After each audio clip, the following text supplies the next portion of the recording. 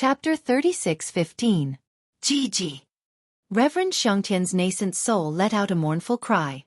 The runes on his body flashed chaotically as he struggled with all his might. However, amidst the rumbling of the vast aura, everyone could only see the shock on his nascent soul's face.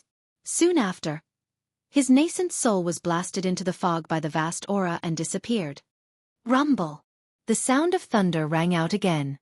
Xiao Hua's face was gloomy as he used the lightning escape technique to chase after the pillar of boundless qi. Seeing the nascent soul being sucked into the void by the pillar of boundless qi, Xiao Hua hurriedly pointed at the space between his eyebrows and opened his Dharma eye. He saw a crack that was like a crack slowly closing. Then, his eyes were filled with boundless waves. These waves were endless. He didn't know where they came from, nor did he know where they were going. Damn it! Xiao Hua clenched his teeth. After killing Jianghu Bao, he ambushed Reverend Xianxia in order to eliminate the danger. He didn't want to leave Yaotai Mountain and be troubled by Fairy Xiang Feng. Who would have thought that in the end, he would fail on the verge of success?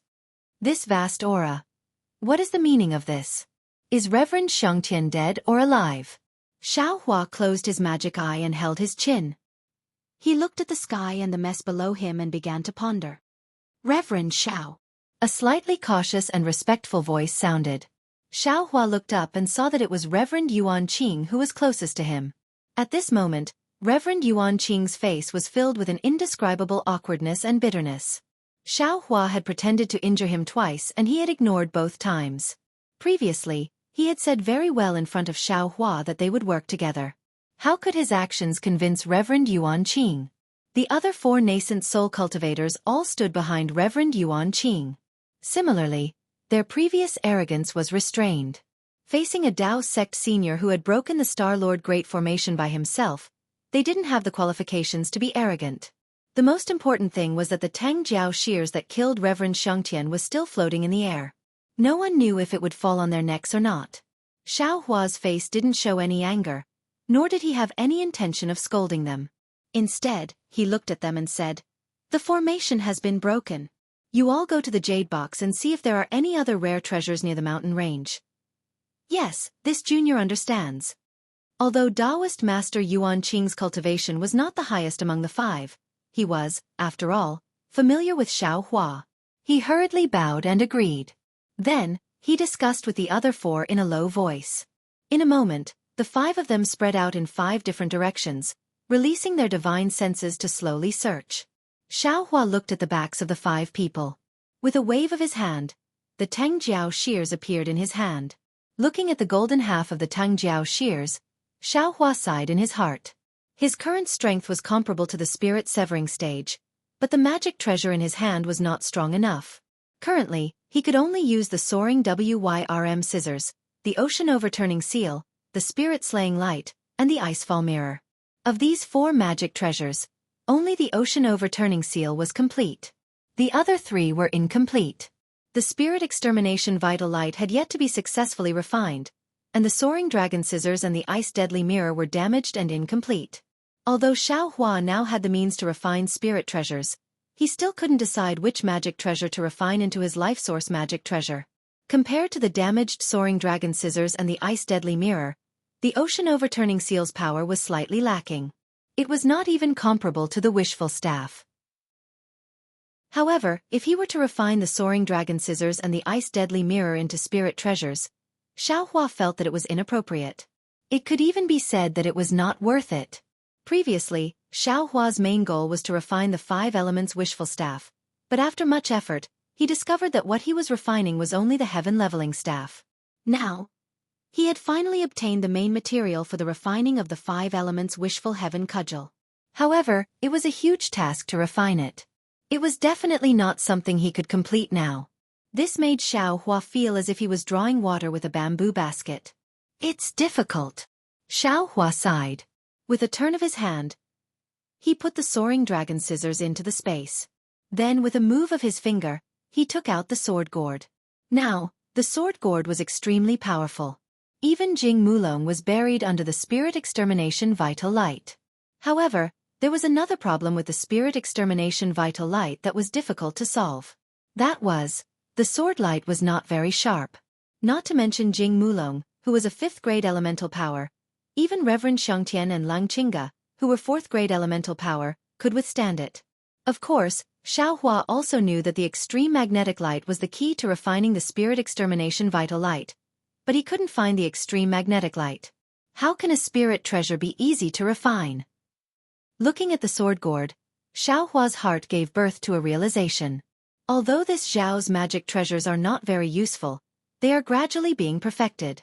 When the opportunity comes, this Zhao's spirit treasure will be earth-shattering, right? The ancients often say that haste makes waste. This is probably the case. After putting away the sword gourd, Xiaohua released his divine sense and looked around at the 5 nascent soul cultivators who were searching for him. Then, he released his soul awareness to search for Su Tingzi's location. Compared to Reverend Yuan Qing, Xiaohua cared more about Su Tingzi. After all, Su Tingzi had received Xiaohua's instructions to use him as bait to lure Jing Mulong out. Xiaohua would remember this favor. After looking for a moment, Xiaohua recalled a little, identified a direction, and flew in a certain direction. Then, he released his Buddhist awareness to look around.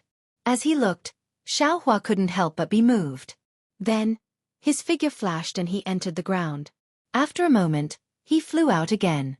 In his hand, he was holding an earth-yellow magic treasure that was several feet in size. This earth-yellow magic treasure was Su Tingzi's heaven-shaking hammer. Gently placing the heaven-shaking hammer on the ground, Xiaohua stretched out his index finger.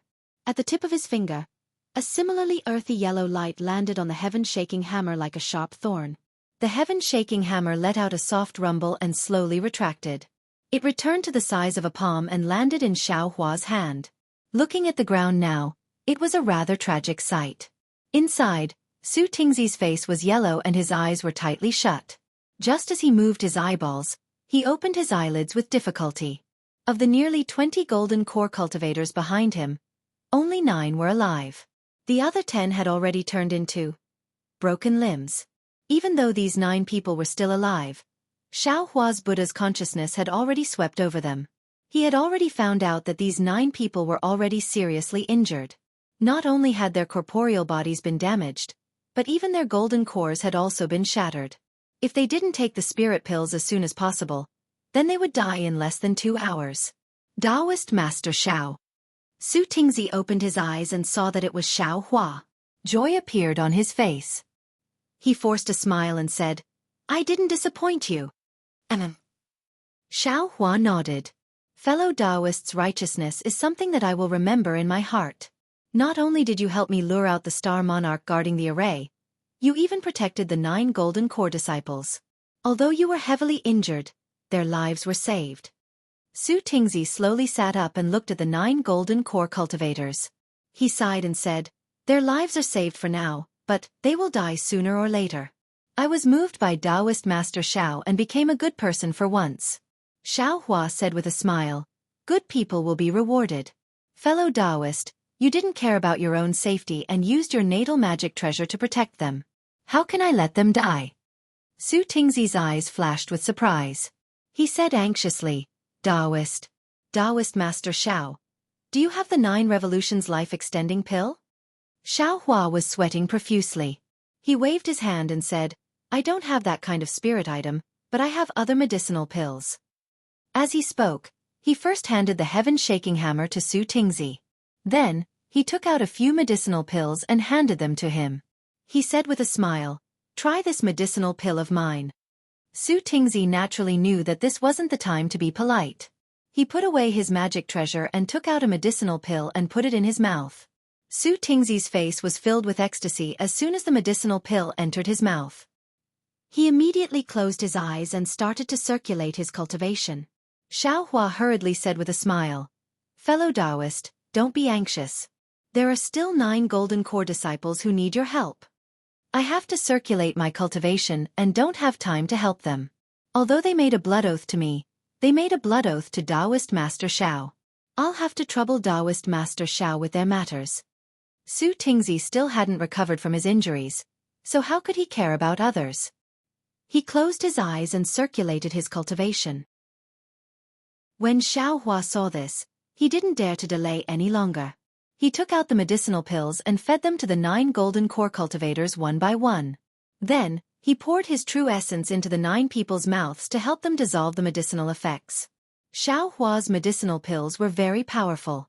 In less than the time it took to brew a cup of tea, the 9 people woke up at almost the same time. When they saw the smiling Xiao Hua and Su Tingzi, who was sitting cross-legged at the side, they immediately understood what had happened. They all struggled to get up and kneeled. "No need to be so polite." Xiao Hua hurriedly pressed the 9 people down and said, "You're all heavily injured. It wasn't easy for me to save you with my medicinal pills. If you move any more, my medicinal pills will be wasted." Junior Pan Yu thanks Senior Xiao for his kindness. The golden core cultivator in front looked left and right. An indescribable bitterness appeared on his face as he clasped his hands and said with difficulty. The several gold core cultivators also reported their names one by one and thanked Xiao Hua. Xiao Hua nodded slightly. After pondering for a moment he said, "Pan Yu, not only are your physical bodies heavily injured, even your golden cores are shattered. Now that you're on Yaotai Mountain, your lives could fall at any time. What do you plan to do?" "This." Pan Yu looked at Su Tingzi, who had his eyes closed, and said in a low voice, "Junior and the others have already sworn a blood oath to serve Senior Su Tingzi. Don't worry about me. I can't even take care of myself right now. I'll transfer your blood oath to Taoist Master Xiao." Su Tingzi didn't open his eyes and said in a low voice, "Besides, I was just following Taoist Master Zhao's orders at that time to lure the Confucian cultivators into a trap." Su Tingzi's voice was extremely low, but the golden core cultivators heard it clearly. Wasn't that the situation at that time? However, Pan Yu and the others seemed to have never heard of a blood oath being transferred to someone else. They couldn't help but look at each other. Xiao Hua looked at the 9 late-stage golden core cultivators and rolled his eyes. He nodded and said, "Since fellow Taoist Su Tingzi has the heart, then I can't be careless. If you're willing to serve me loyally, I can naturally protect your lives. As long as I can walk out of Yaotai Mountain, I'll definitely bring you out. Moreover, I can also guarantee your future cultivation, including cultivation methods, medicinal pills, and other things." Chapter 36:16. Thank you, Senior. We are willing to pledge our loyalty to Senior. Pan Yu and the others were overjoyed. Being able to pledge their loyalty to someone as powerful as Xiao Hua naturally brought them many benefits. However, Xiao Hua frowned again and said with difficulty, "But the problem is that even if this old man wants to protect all of you, there are still many defensive formations in the Jade Pavilion gathering. Even if all of you stay close to this old man doesn't have much confidence." "Senior." A golden core cultivator saw that Xiao Hua was in a difficult position and said in a low voice, "Senior, don't you have the nation treasure? That thing can be used to suppress cultivators of our generation, so it can naturally contain us. It won't be too late to let us out after Senior leaves the Jade Pavilion conference." In fact, Xiao Hua originally wanted to let them enter his Chenkuan bag or spirit storage bag, but after hearing this golden core cultivator's words, he couldn't help but be overjoyed. He nodded and said, "All right, then I'll have to trouble you all." "Taoist Master Xiao." Su Tingzi opened his eyes and hurriedly called out, "You should also suppress I. Why do I feel like I won't be able to last until the Jade Pavilion conference ends with my injuries?" "That's fine," Xiao Hua said with a smile. "As long as fellow Taoist doesn't worry, I can enter." Su Tingzi's words were half a joke. After all, once he entered the mountain and river seal, his entire life would be in Xiao Hua's hands. No matter what Xiao Hua did to him, he wouldn't be able to resist. However, when Su Tingzi heard Xiao Hua's straightforward answer and thought about his impression of Xiao Hua in this short period of time, he couldn't help but be tempted. After Xiao Hua finished speaking with Su Tingzi, he raised his hand and took out 9 medicinal pills. He handed them to Pan Yu and the others and said, "These are the medicinal pills that I used before. They should be able to help you all condense your golden cores. Take them now, and after I put you all into the mountain and river seal, you can take advantage of this time to cultivate." Condense. Condense golden cores? Pan Yu and the others could not believe their ears. They all carefully received the mountain river seal and hurriedly put it into the air. Xiao Hua did not hold back and had Dragon Vein Xiao Hua use the mountain river seal to suppress the 9 people inside. Su Tingzi was moved. Although Xiao Hua didn't say who refined this pill, Su Tingzi had never heard of any famous alchemist in the hidden immortal continent who could refine this legendary pill. Even if Xiaohua didn't know how to refine pills, if Xiaohua was able to get acquainted with this kind of person, he would definitely be able to gain some benefits if he befriended Xiaohua. Therefore, without waiting for Xiaohua to speak, Su Tingzi took the initiative and said with a smile, "Taoist Master Xiao, there is also I. Don't forget. Is fellow Taoist really willing?" Xiaohua smiled meaningfully. "I thought fellow Taoist was just joking." Sigh. Didn't Taoist Master Xiao say it already? Good people have good karma. I just did a good deed. Spiritual Master, you should let I have a good karma, right? Su Tingzi blinked his eyes and smiled. When Xiaohua heard this, he nodded solemnly and said, "Fellow Taoist, don't worry. I won't disappoint you." Many thanks, Taoist Master Xiao.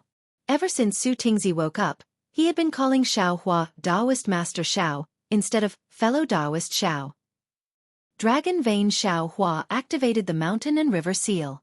Just as he was about to put Su Tingzi away, Su Tingzi suddenly shouted, "Taoist Master Xiao, please wait." Xiaohua said with a smile that wasn't a smile, "Fellow Taoist, are you regretting it?" "No." Su Tingzi waved his hand. "Previously, inside the defensive formation, I saw two strange things. Now that I suddenly remembered, I have to remind Taoist Master. Fellow Taoist, please speak." Xiaohua was bewildered. After hearing Su Tingzi talk about the two nascent soul cultivators' nascent souls disappearing after their deaths, he asked again, then, "Fellow Taoist, do you know if such strange things happened in the Jade Pavilion gathering?" Su Tingzi shook his head slightly. "This, I don't know. However, from what I know, it doesn't seem to be the case. Of course, it said that there are many defensive formations in the Jade Pavilion gathering, and every defensive formation is different. Perhaps the defensive formation we fell into is different from the others." I understand. I'll pay attention." Xiaohua temporarily suppressed his doubts and said, "Fellow Taoist, you should go back and cultivate." As he spoke, he activated the mountain and river seal and suppressed Su Tingzi. After putting everyone away, Xiaohua looked at the mountain and river seal in his hand and smiled. This mountain and river seal was actually a bit similar to a cosmos bag, but the space inside was much larger. Putting people into a cosmos bag sounded very disgusting, but if it was put into the mountain and river seal, it sounded more comfortable. However, in reality, what was the difference? It wasn't as comfortable as his own space. A nation weapon. A nation weapon. A nation weapon. How interesting. Xiaohua spun the mountain and river seal in his hand and put it back into his meridians. He looked up at the clear sky and muttered, "Damn it, Li wanted me to keep a low profile, but I broke a Celestial Lord's defensive formation as soon as I arrived and even killed a Celestial Lord. How can I keep a low profile in the future? Now that the defensive formation is broken and the Celestial Lord is dead, Kong Hongwu will fly into a rage. I really don't know what methods he'll use to deal with me. It seems that he won't rest until he's dead. It's time for me to change my appearance." On the Jade Mountain, within the Celestial Lord Palace, there was a huge space. Kong Hongwu was standing in the starry sky with his hands behind his back. Behind Kong Hongwu were a boy and a girl. They each held a flute and a sword in their hands as they stood there respectfully. However, the two boys' gazes were different from Kong Hongwu's. Kong Hongwu narrowed his eyes as if he had a card up his sleeve. As for the two boys, they looked at the starry sky below them without blinking, their faces filled with anticipation. The stars in the starry sky were dazzling, and each star flickered with a different brilliance. Aside from the ordinary brilliance, there was also a faint mist. This mist was either like a thin thread or like cotton. It was actually different. However, if one looked carefully, they would be able to see the strangeness of the starry sky. Although there were many formations in the starry sky, they were sparse. It was far from being as dense as the real starry sky. Moreover, there were only a few dozen stars that could be considered dense. The brilliance of these stars linked together, and they were either shaped like a rooster or a black bear. It was very dazzling. If Xiaohua was here, he would definitely be able to tell that there were exactly 28 stars in these dozens of spots. They were the 28 lunar mansions. There was another special place in the starry sky. Under the starry sky, there was something that looked like a long river. This thing seemed to hold up the entire starry sky. Above the long river, there were layers of purple clouds. Between the layers, there were mountains, ridges, long rivers, streams, and so on. Occasionally, the shadows of cities and farmhouses could be seen. Suddenly, on a star that was not shining brightly, a small light dust fell like a meteor.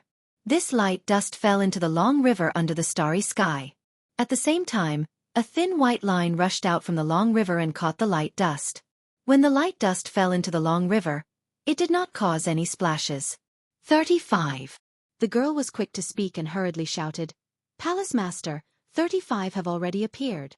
Kong Hongwu faintly replied. His brows slightly furrowed, as if he was not very happy. The girl's pearl-like eyes turned slightly and she smiled. "Palace Master, what is this thing? How come I have not seen it in the previous Jade Pavilion conference? It's really fun." Hee, fun? Kong Hongwu opened his eyes and a smile appeared on his face. He said, "In this world, the most beautiful thing is to sit and watch the clouds rise and fall. The most calming thing is to wait for the flowers to bloom and wilt. In this world, the most satisfying thing is to control the life and death of others." The two children were dumbfounded. They looked at each other and did not know what to say. The boy thought for a moment and asked, "Palace Master, when the Dragon Gate was opened, I saw Hua Daoist rush into the Dragon Gate. Why did he participate in the Jade Pavilion conference? Did he think that the reward from Palace Master was not enough and came to my Jade Mountain to pick spirit herbs? He is really too greedy." Hearing the mention of Hua Daoist, a layer of anger appeared on Kong Hongwu's face. He slightly nodded and said, "Yes, he is indeed too greedy. Little Yun, remember, people die for wealth and birds die for food. This is an old saying that describes human greed.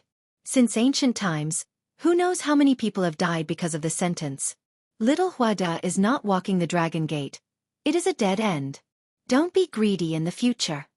The boy named Little Yun hurriedly bowed and said, "Yes, Palace Master, I will remember. I can get whatever I want in front of Palace Master. I won't be greedy." Kong Hongwu smiled and looked at Little Yun. "You are still young, how can you know how big the temptation of this world is? Do you think those Dao sect cultivators who came to participate in the Jade Pavilion conference don't know the disadvantages of greed? Do you think they didn't say such words in the past? Greed is the biggest enemy in life. Palace Master, look, there is a lot of light dust falling." While speaking, the girl jumped up and clapped her hands, saying, "So beautiful, just like fireworks."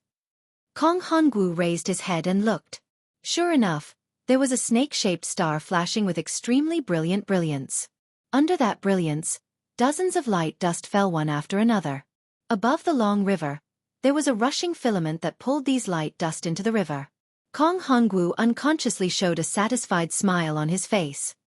There is also that one." Little Yun was not to be outdone. He also pointed at a tiger-like star and shouted, "And there are more fireworks, more beautiful." Before the little girl could take it out, the starry sky was filled with specks of light dust. There were more and less specks of light dust, and they were exceptionally bright. This caused the corners of Kong Hongwu's mouth to curl up again, and he looked very proud. But when Kong Hongwu slightly lowered his head and was about to squint his eyes, suddenly, at the place where the previous star was, the whole star rushed out a few feet of starlight. Near the star, there was a dragon-shaped star river that fiercely rotated and crashed into the star. Chapter 36:17. Shangguan Yi ran? Jingmu Xian? Seeing this strange scene, Kong Hongwu was shocked. He hurriedly unfolded his robe, and his eyes flashed with 3 colors of clear light. Hua! There was a sound like falling into water, and the whole and star collapsed. The brilliant starlight instantly dimmed, and as the starlight was annihilated, several light dust fell again. What's going on? Kong Hongwu was inexplicably surprised. This Jingmu Xian star formation was broken by someone? How is this possible? The 4 eyes of the boy and girl rolled around, and there was panic and fear on their faces. Obviously, they knew the seriousness of the matter, so they closed their little mouths tightly and didn't dare to breathe loudly. Kong Hongwu stared at the starry sky formation, as if he was thinking about something. After a long while, he looked up to the sky and laughed, as if he had understood something and said, "Ha ha ha! Hongmeng old man, you're really good. It seems that you want to make an example of my Star Lord Palace. I really underestimated you. When I saw your subordinates leave, I thought you didn't dare to come to Yaotai Mountain to make trouble, but I didn't expect you to send Xiao Hua to make trouble. Good, good, good. I'm not your opponent, but I'll cut off your claws and teeth. I'll let you know the power of my Star Lord Palace." After saying that, Kong Hongwu raised his hand, and the sword in Xiao Yun's hand flew up with a clang and landed in the starry sky. Kong Hongwu patted his own head, and a puff, 3 colored air columns spurted out and condensed into a Z in the air. Except for the abnormal skin color, this Z was also dressed in a Confucian robe and looked like a real person. This Z stretched out his hand, and the sword fell into his hand. Immediately, jumping inscriptions flew out from the sword, and the inscriptions made a clear chanting sound. The chanting sound was full of rhythm, and strands of noble qi, which were as thin as hair but condensed with terrifying power, came out of the void and crashed into the inscriptions. Layers of extraordinary splendor mixed with clouds gushed out from the surface of the inscriptions. In the time it took to eat a meal, the inscriptions on the whole sword rushed into the air, and condensed into the appearance of a golden-armored celestial man. "Please." Kong Hongwu lightly opened his mouth and spat out a word. Thousands of rays of light flew out of the Z's mouth and landed on the forehead of the golden-armored celestial man. The rays of light converged and turned into the inscriptions of the sun, moon, and star. Then, the Z waved his hand and pointed the sword at the center of the 3 inscriptions. The golden-armored celestial man flashed with an intense golden light and rushed into the starry sky. Boom! With a soft sound, the golden-armored celestial man disappeared.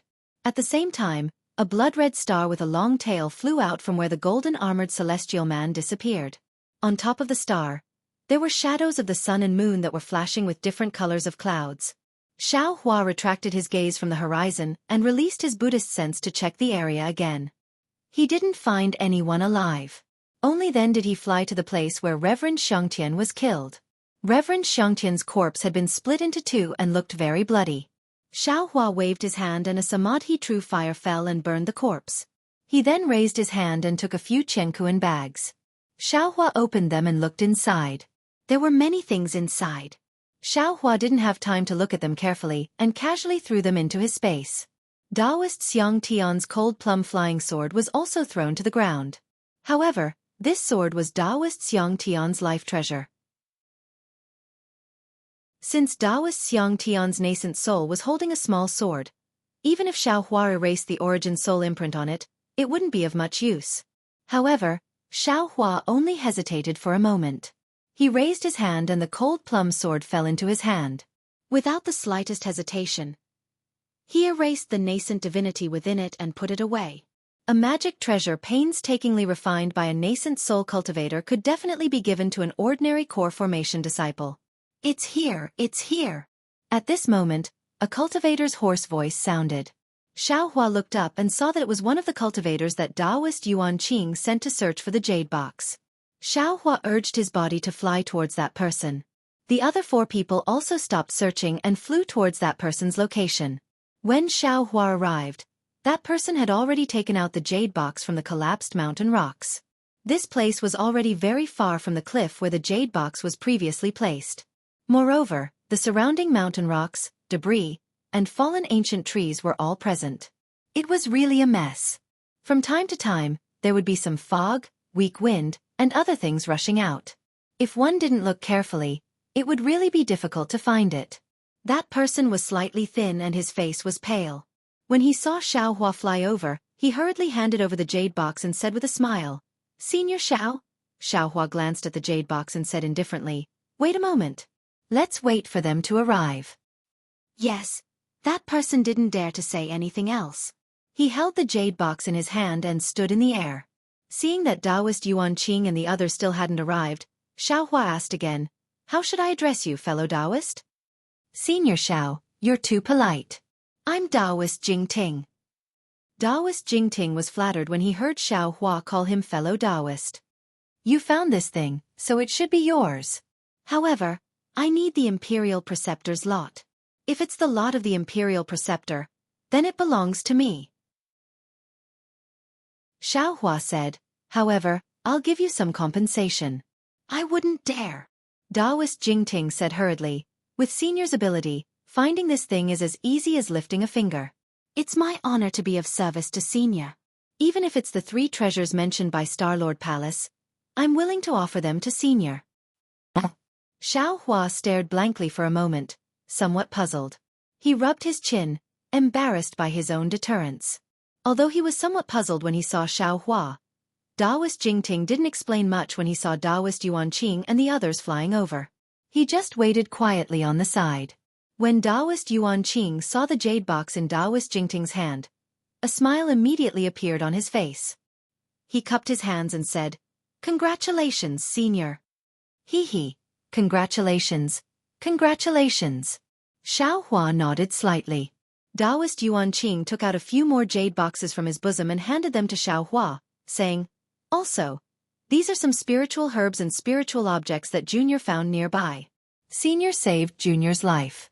Junior has nothing to repay Senior, so I'll take these as my thanks to Senior." Xiao Hua took a deep look at Taoist Yuanqing and didn't refuse. He took them with a smile and said, "Since that's the case, I'll accept these things. Fellow Taoist Yuanqing, you don't have to keep talking about your so-called kindness. I'll listen to Taoist Zhao's instructions." Taoist Yuanqing was very happy. After answering respectfully, he stood to the side. Xiao Hua understood, so how could the other 3 nascent soul cultivators not understand? They all took out a few jade boxes from their Chenkuan bags. Who knew if they found them in such a short time? They all handed them to Xiao Hua. Xiao Hua took them one by one without hesitation. He roughly looked at them and sent them into his space. Then, he looked at Taoist Jingting and said, "I've always liked to be magnanimous.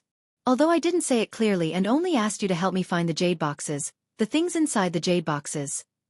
Soon after, Xiao Hua repeated what he had just said to Taoist Master Jingting. Only then did he order Taoist Master Jingting to open the jade box. Inside the jade box, there was a flash of brilliance, and a faint mighty roar of a beast rushed into the air along with the jade box. Xiao Hua's eyes slightly narrowed, revealing a happy expression. He could already clearly see that under that brilliance, there was a swan wand-shaped imperial jade seal. "Congratulations, Taoist Xiao." Taoist Jingting also slightly closed his eyes because of that light, and then he shouted with a happy expression, "Ha!" Seeing that it was the state preceptor's lot that he needed, Xiao Hua didn't hold back. He covered his Taoist robe, and the state preceptor's lot fell into his hand, instantly disappearing. Taoist Yuanqing and the other 4 nascent soul cultivators also opened their mouths to congratulate him, but the smiles on their faces carried a trace of bitterness. More than 10 nascent soul cultivators risked their lives, and so many of them died. Who would have thought that the jade boxes only contained the state preceptor's lot? How could they not feel wronged? Of course, their congratulations were sincere. After all, the state preceptor's lot wasn't what they wanted, and Xiao Hua taking it wouldn't make them feel pained. Xiao Hua received the state preceptor's lot, and this trip was complete. Then he asked with a smile, "I've already achieved my goal of participating in the Jadestige meeting. I'm not going to go any further. I'll just wait here until the Jadestige meeting is over and leave. Fellow Taoists, if you still have other ideas, feel free to go." Taoist Master Xiao, the somewhat short nascent soul cultivator, said regretfully, "With your skills, how can you stay here? Not to mention that any one of those 3 treasures is useful to you. Even the spiritual grasses and spiritual items in other places of the Jadestige Mountain are incomparable to other places of the hidden immortal continent. Don't you want to get 1 or 2? Xiao Hua said with a smile that wasn't a smile, "If I were to snatch those 3 treasures, wouldn't you all be empty-handed? Those things are useless to me, so I'll leave them for you." The short nascent soul cultivator's face was somewhat embarrassed, and he said in a low voice, "Since Taoist isn't willing to go forward, then this junior will take his leave first. If Taoist has time in the future, please come to Pingyu Lake. This junior will welcome you with open arms." "Okay, you can go." Xiao Hua waved his hand and said to Taoist Master Yuanqing, Taoist Master Jingting, and the others. However, just as he finished speaking, he immediately thought of something and hurriedly said, "Oh, don't worry, I just remembered something. I don't know which fellow Taoist can help me?" When the short nascent soul cultivator heard this, his face was very happy. He had the same thoughts as the others. They all wanted to follow Xiao Hua. This way, even if they encountered any danger, they could ask Xiao Hua for help. However, they didn't expect that Xiao Hua didn't intend to go forward at all. At this time, hearing Xiao Hua's words, the cultivator hurriedly said, "I don't know what Taoist master wants to do." "Oh, it's nothing. I just want to ask you, who knows about the heavenly soul, earthly soul and mortal essence?" Xiao Hua said with a smile. Chapter 36:18. When the short nascent soul cultivator heard this, he couldn't help but stare blankly. Looking at the three people beside him, they all looked confused. He slightly shook his head and said, "I have never heard of it." "Hee, no matter." Xiao Hua smiled and waved his hand. "If you don't know, then don't know." At this moment, Taoist Jingting said calmly, "I know what Taoist Jingting is talking about. Moreover, I also know that there is one in Yaotai Mountain." "Is that so?" Xiao Hua was pleasantly surprised. He looked at Taoist Jingting and said with a smile, "If fellow Taoists can help me, I definitely won't treat you unfairly." Taoist Jingting seemed to have made some decision. He lightly bit his lips and said, "Taoist Jingting and I can be considered to be fated. If Taoist Jingting can obtain that thing, I ask Taoist Jingting to share some with me." "Of course." Xiao Hua agreed without hesitation. "There is no need to doubt this." "Good." Taoist Jingting made a prompt decision. He cupped his hands and said, "If Taoist Jingting is willing, I will take Taoist Jingting there. However, that place is rather dangerous. The other fellow Taoists shouldn't rashly take risks." When the short nascent soul cultivator saw that Taoist Jingting had already said this, he hurriedly bowed and said, "I wish Taoist Jingting success. Farewell." After he finished speaking, he urged his magic power to leave. At this moment, he heard a very distant place, the location of that Yaotai mountain. Rumble. The sound of mountains and tsunamis reverberated through the entire sky. Xiao Hua and the others looked up and saw a blood-red meteor rushing out from the peak of Yaotai Mountain. It went straight to the top of the sky, and then with a large blood-red tail, it rushed from the top of the sky to the other end of the mountain range. As the meteor streaked across, the blood-red color was like a sharp sword cutting open the sky. A long bloody scar appeared in the sky. Not only that, but the sky before the meteor was extremely trembling. A myriad of multicolored lights burst out from the front of the meteor. After the meteor, that long red tail seemed to be overflowing with ripples, expanding the bloody scar to the extreme. The sky was filled with blood-red multicolored lights in an instant. Not only did they cover the clear sky, but they also covered the sun and the moon. That night and blood could be seen with the naked eye rushing towards Xiao Hua and the others from a distance. What is going on?" The short nascent soul cultivator was shocked. His body, which had been flying away, came to a stop as he looked into the distance in shock. Strands of heaven and earth yuan qi, as well as streams of righteous qi, slowly surged into the sky. It was as if blood had fallen into a pool of water. The blood-colored rays of light were descending towards Yaotai Mountain at a speed visible to the naked eye. Rumble. The sound of thunder and claps of thunder seemed to be the only sound in the world, reverberating back and forth. Not only did the blood-colored meteor streak across the horizon, it even cut open the hearts of all the cultivators.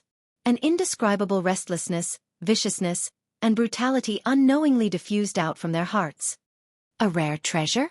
The short nascent soul cultivator had just stopped and his attention fell on the blood-colored meteor when he saw jade boxes flickering with brilliance and clouds rushing out from all directions. Behind the jade boxes were many cultivators. These cultivators were either activating their magic treasures or using their abilities. They were all extremely excited. Unfortunately, the majority of the jade boxes immediately disappeared into the blood-colored rays of light when they rushed into the air. Only a few landed in the hands of the cultivators. Those who obtained the jade boxes either turned around and flew away or directly rushed forward, disappearing with the other jade boxes. Those who didn't obtain the jade boxes naturally didn't want to fall behind. They immediately rushed into the blood-colored rays of light and disappeared. As for more cultivators, they were hesitant. After all, this blood-colored meteor was an ominous sign. Who knew what was inside the rays of light? However, wherever the meteor passed, the blood-colored scars didn't disappear. The rays of light spread downwards bit by bit without any intention of stopping. Some cultivators who were close to the rays of light didn't even need to move their bodies. Once they came into contact with the rays of light, they immediately disappeared. Seeing this, how could the cultivators not know that Star-Lord Palace's intention was to let all the cultivators enter the rays of light? Rather than waiting here to be sucked in by the rays of light, it was better to enter the rays of light now and obtain the rare treasure a step earlier. Thus, even more cultivators flew out from the continuous mountain range and rushed into the rays of light, disappearing without a trace. The short nascent soul cultivator looked at the treasures falling into the rays of light with greed in his eyes. Seeing that there were cultivators rushing into the rays of light, he immediately cupped his hands and said, "Taoist Master Xiao, I'll go first." "Please." Xiao Hua nodded. That nascent soul cultivator urged his body and rushed up 100 feet. Once he came into contact with the blood-colored rays of light, he disappeared like the other cultivators. Xiao Hua's divine sense followed. He only felt that the rays of light could isolate divine sense, but he couldn't see anything strange about it. "Fellow Taoists, hurry up and go," Xiao Hua urged, then said to Taoist Master Jingting, "Fellow Taoist Jingting, you can lead the way. From the looks of it, Star-Lord Palace wants to drive us to a place.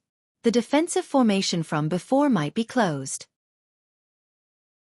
When Taoist Master Jingting heard this, he immediately understood. He hurriedly nodded and said, "Taoist Master, please follow me."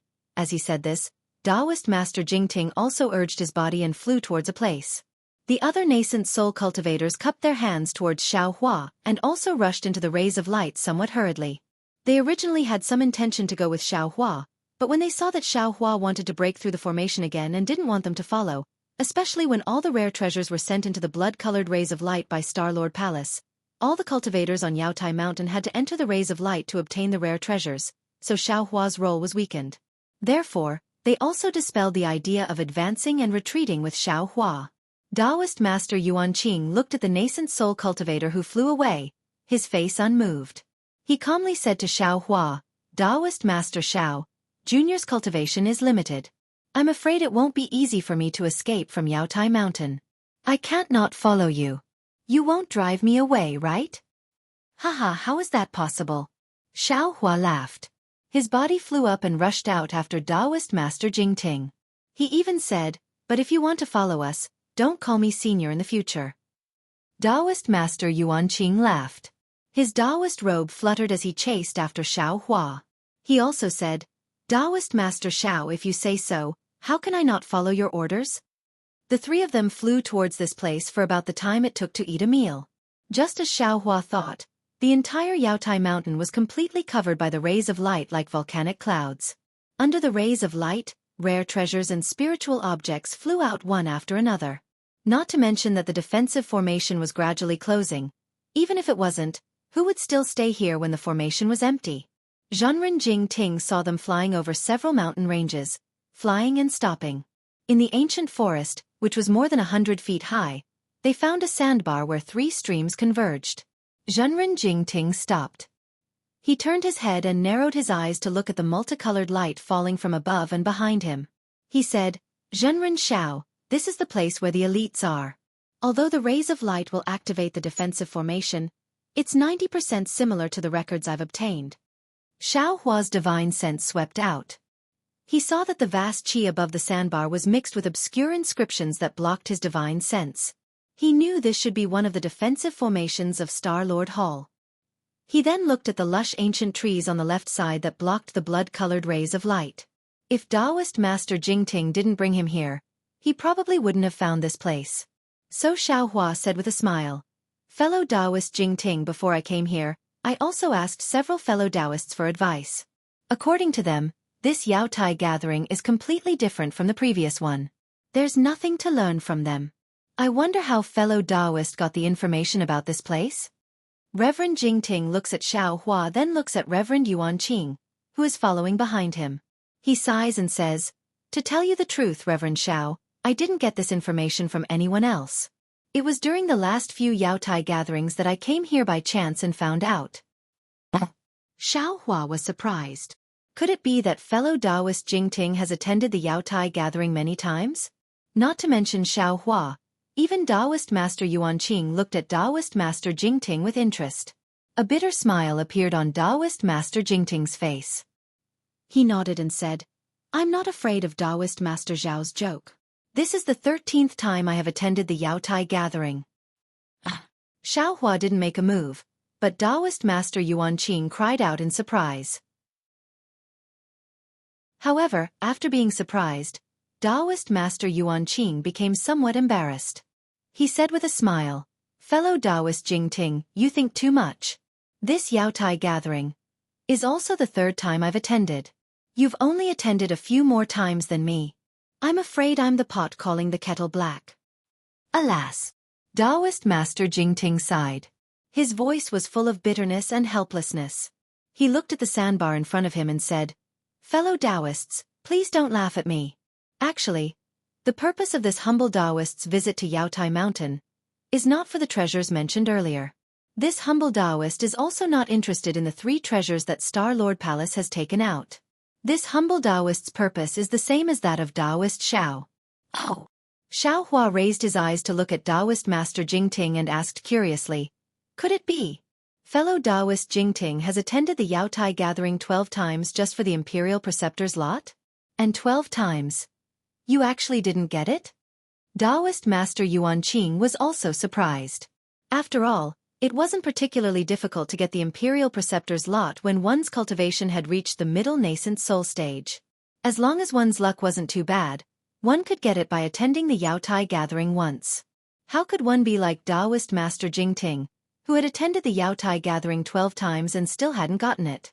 Taoist Master Jingting originally wanted to urge Xiaohua, but when he saw Xiaohua looking at him with great interest and seemed to have already released his divine sense, he knew that Xiaohua was observing the defensive formation in front of him. Thinking of his own decision, he opened his mouth and said, "You're right, Taoist Master Xiao. Since I attended the first Yaotai gathering 400 years ago, I've attended the Yaotai gathering 12 times in the past several hundred years and returned empty-handed. I didn't get the Imperial Preceptor's lot even once. Fellow Taoist Jingting, you really have perseverance." Taoist Master Yuanqing didn't know how to comfort Taoist Master Jingting, so he could only say this in a low voice. "Actually, the first 3 times, I really did want to establish a country and have the ambition to be a country's teacher," Taoist Master Jingting said with a smile. "But by the 4th time, the general who was on good terms with I was already old. Seeing that I couldn't help them establish a country for a long time, his son had already abandoned I and cooperated with others. I also met the fellow Taoist who helped them establish a country. I also met him at the Yaotai gathering. I can't help others, but of course, I can't disturb them. Therefore the things that happened after that were just me acting in a fit of pique. I actually want to see how many times I can get the Imperial Preceptor's lot." Chapter 36:19. After Xiaohua's divine sense landed on the defensive formation and carefully observed it for a moment, he unconsciously frowned slightly. This defensive formation was rather strange. It was like a lock covering the sandbar. The 3 streams rushing in from all directions were like keys to the lock. The defensive formation could only be opened by the streams. However, there was a faint strangeness in the streams, which contained a murderous intent. Xiaohua felt that it was somewhat familiar, but also difficult to grasp. He had no choice but to think more about it. "Fellow Taoist Jingting, how did you enter this place last time?" Xiaohua seemed to have a plan and asked. Reverend Jingting said without hesitation, "When I participated in the Yaotai assembly for the first time, I had already obtained the Imperial Preceptor's lot on a mountain range not far from here. Unfortunately, before I could put it in my Chenkuan bag, I was discovered by another fellow Taoist. This fellow Taoist was more powerful than me, so I was thrown into that stream. In order to escape that fellow Taoist's pursuit, I used the water escape technique to hide. Who knew that a very inexplicable force would bring me into that sandbar? It's just that I only entered the sandbar for a very short time. I was only able to see the situation inside before I was brought out. Later on, by chance and coincidence, I found out that inside was the renjing that ordinary Taoist cultivators of my sect talked about. Alas, since I knew this thing was the renjing, I had to come here every time I came here to take a look. However, apart from the first time, This was the only time I could see the surrounding ancient trees. In the past several hundred years, Star-Lord Hall never opened this place. This time, I don't have much time left. Xiaohua looked at the place that was only a few li away. The edges of the ancient trees were already blurred, as if the blood-red light had swallowed the ancient trees. Moreover, under the cover of the light, all the mountains, forests and streams could no longer be seen. Only the distant Yaotai Mountains stood tall like a pillar that reached the sky.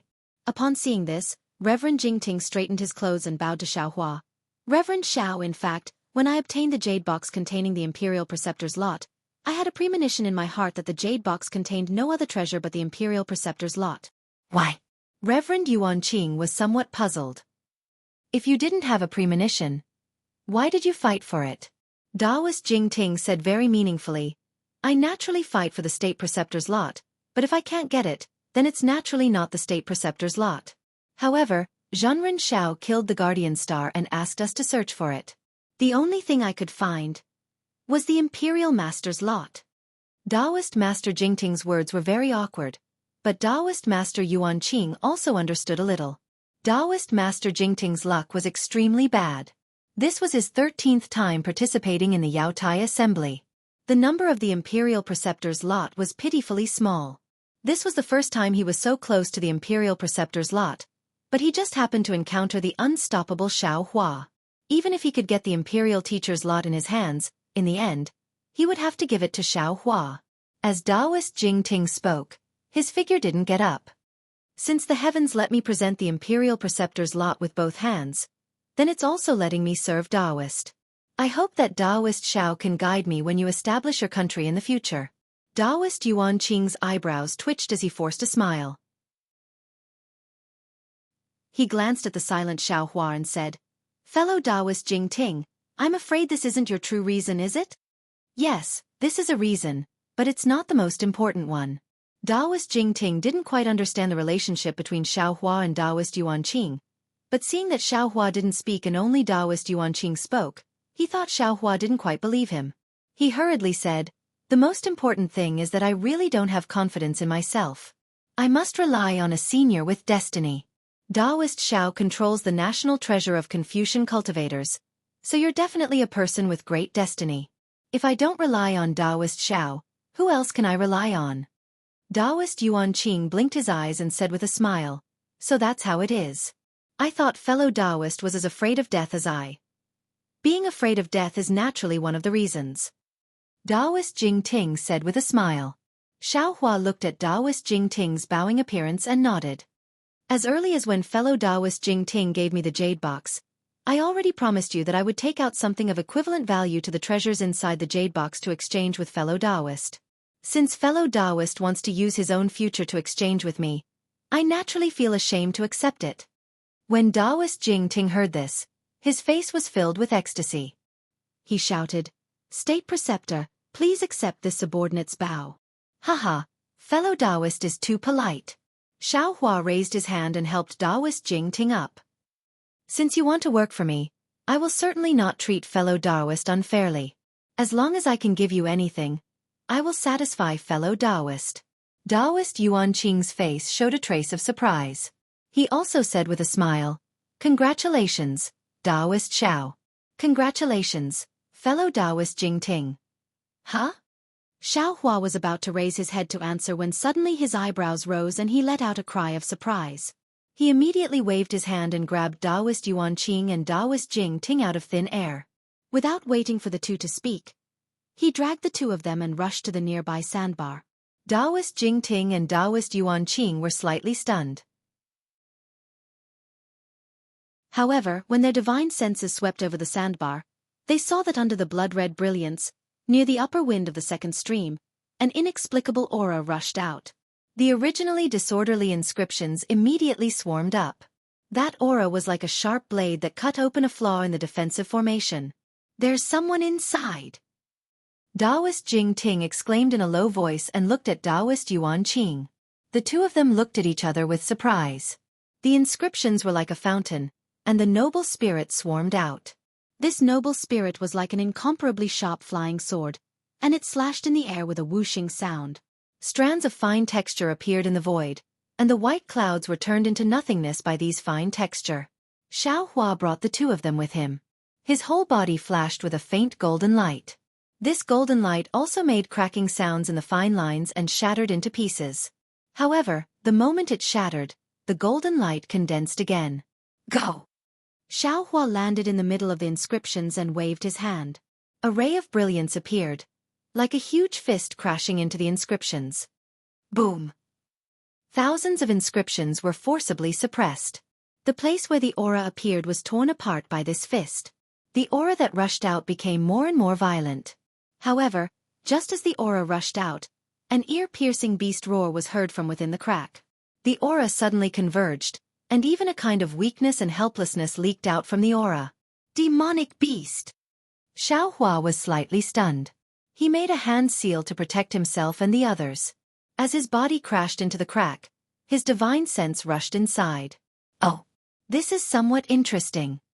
Xiaohua landed in the defensive formation. His divine sense had already seen the situation inside the formation clearly. His face unconsciously revealed an expression of interest. He saw that this place was several acres in size. 3 streams rushed into the sandbar, dividing the sandbar into 3 parts. And the 3 streams converged at the center of the sandbar. A layer of watery splendor rushed out from the center of the sandbar, covering a part of the sandbar. Moreover, with Xiaohua's divine sense, he had already sensed the mana fluctuations of this splendor. What was covering a part of the sandbar was actually a Taoist magic array. Looking above the sandbar, the aura that rushed out of the defensive formation came from a demonic beast that was several tens of meters in size. This demonic beast had long ears, blood-red eyes, and a 3-petaled mouth. It was very similar to an ordinary rabbit. However, this demonic beast's fur was brownish-red, and its tail was several tens of meters long. How could a rabbit compare to the bloodthirst in its eyes and the vicious aura on its huge demonic body? Below the demonic beast's body, 2 forelimbs that were like human arms were currently covered in a scarlet ring of fire. This ring of fire burned with flames that were several feet high, roasting the demonic beast's forelimbs black. A pungent smell pervaded the air. Not only that, but above the demonic beast's head, a 3-pronged trident that was more than a foot long was emitting a 3-colored brilliance that firmly covered the demonic beast's head. The demonic beast's thunderous roars could not be heard. In front of the demonic beast, there were several nascent soul cultivators who were flying in a circle in midair. The 3 at the front were forming hand seals and activating their magic treasures. The 4 at the left were holding magic treasures in their hands and coldly looking at a female cultivator wearing dark reddish-purple clothes behind the demonic beast. Xiaohua brought Taoist Yuan Qing and Taoist Jing Ting into the defensive formation. The 7 of them were immediately alerted. However, when everyone scanned them with their divine senses, they saw that the 3 people activating their magic treasures were not alarmed at all. It was as if they had just seen a passerby. On the other hand, the other 2 people were surprised but also had a trace of ridicule. Xiaohua also knew these 2 people. Weren't they the 2 cultivators that Xiaohua had met on the night before he entered Mount Yaotai and participated in the trade fair? One was Taoist Shi Fan, and the other was Taoist Chu. This was what they meant by, enemies are bound to meet. Xiaohua could clearly see the 2 people's ridicule. His heart was unconsciously moved and he looked towards the formation below him. As for Taoist Jing Ting, as soon as he entered the defensive formation, he was immediately attracted by the rabbit-like demonic beast. His gaze had already fallen on the female cultivator wearing dark reddish-purple clothes. He saw that this tall female cultivator looked to be in her 20s. The purple clothes she wore accentuated her curves. The woman's appearance was elegant and she had an oval face with a small nose that was slightly raised. Her most attractive feature was her pair of eyes.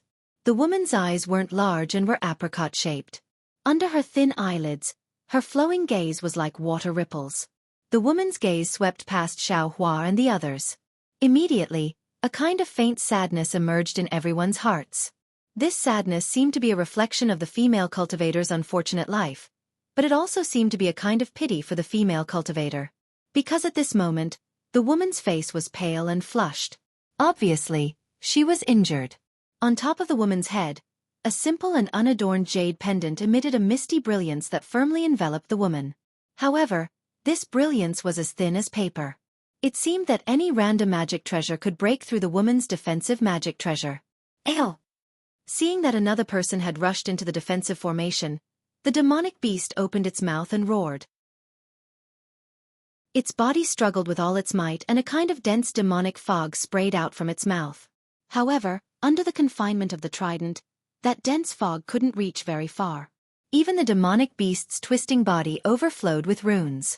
These runes were like ropes that trapped the demonic beast. Chapter 36:20. Oh. Fellow Taoist Jingting, could it be? You know this female cultivator? Xiao Hua withdrew his gaze from the formation and turned to look at Master Taoist Jingting, asking in a low voice.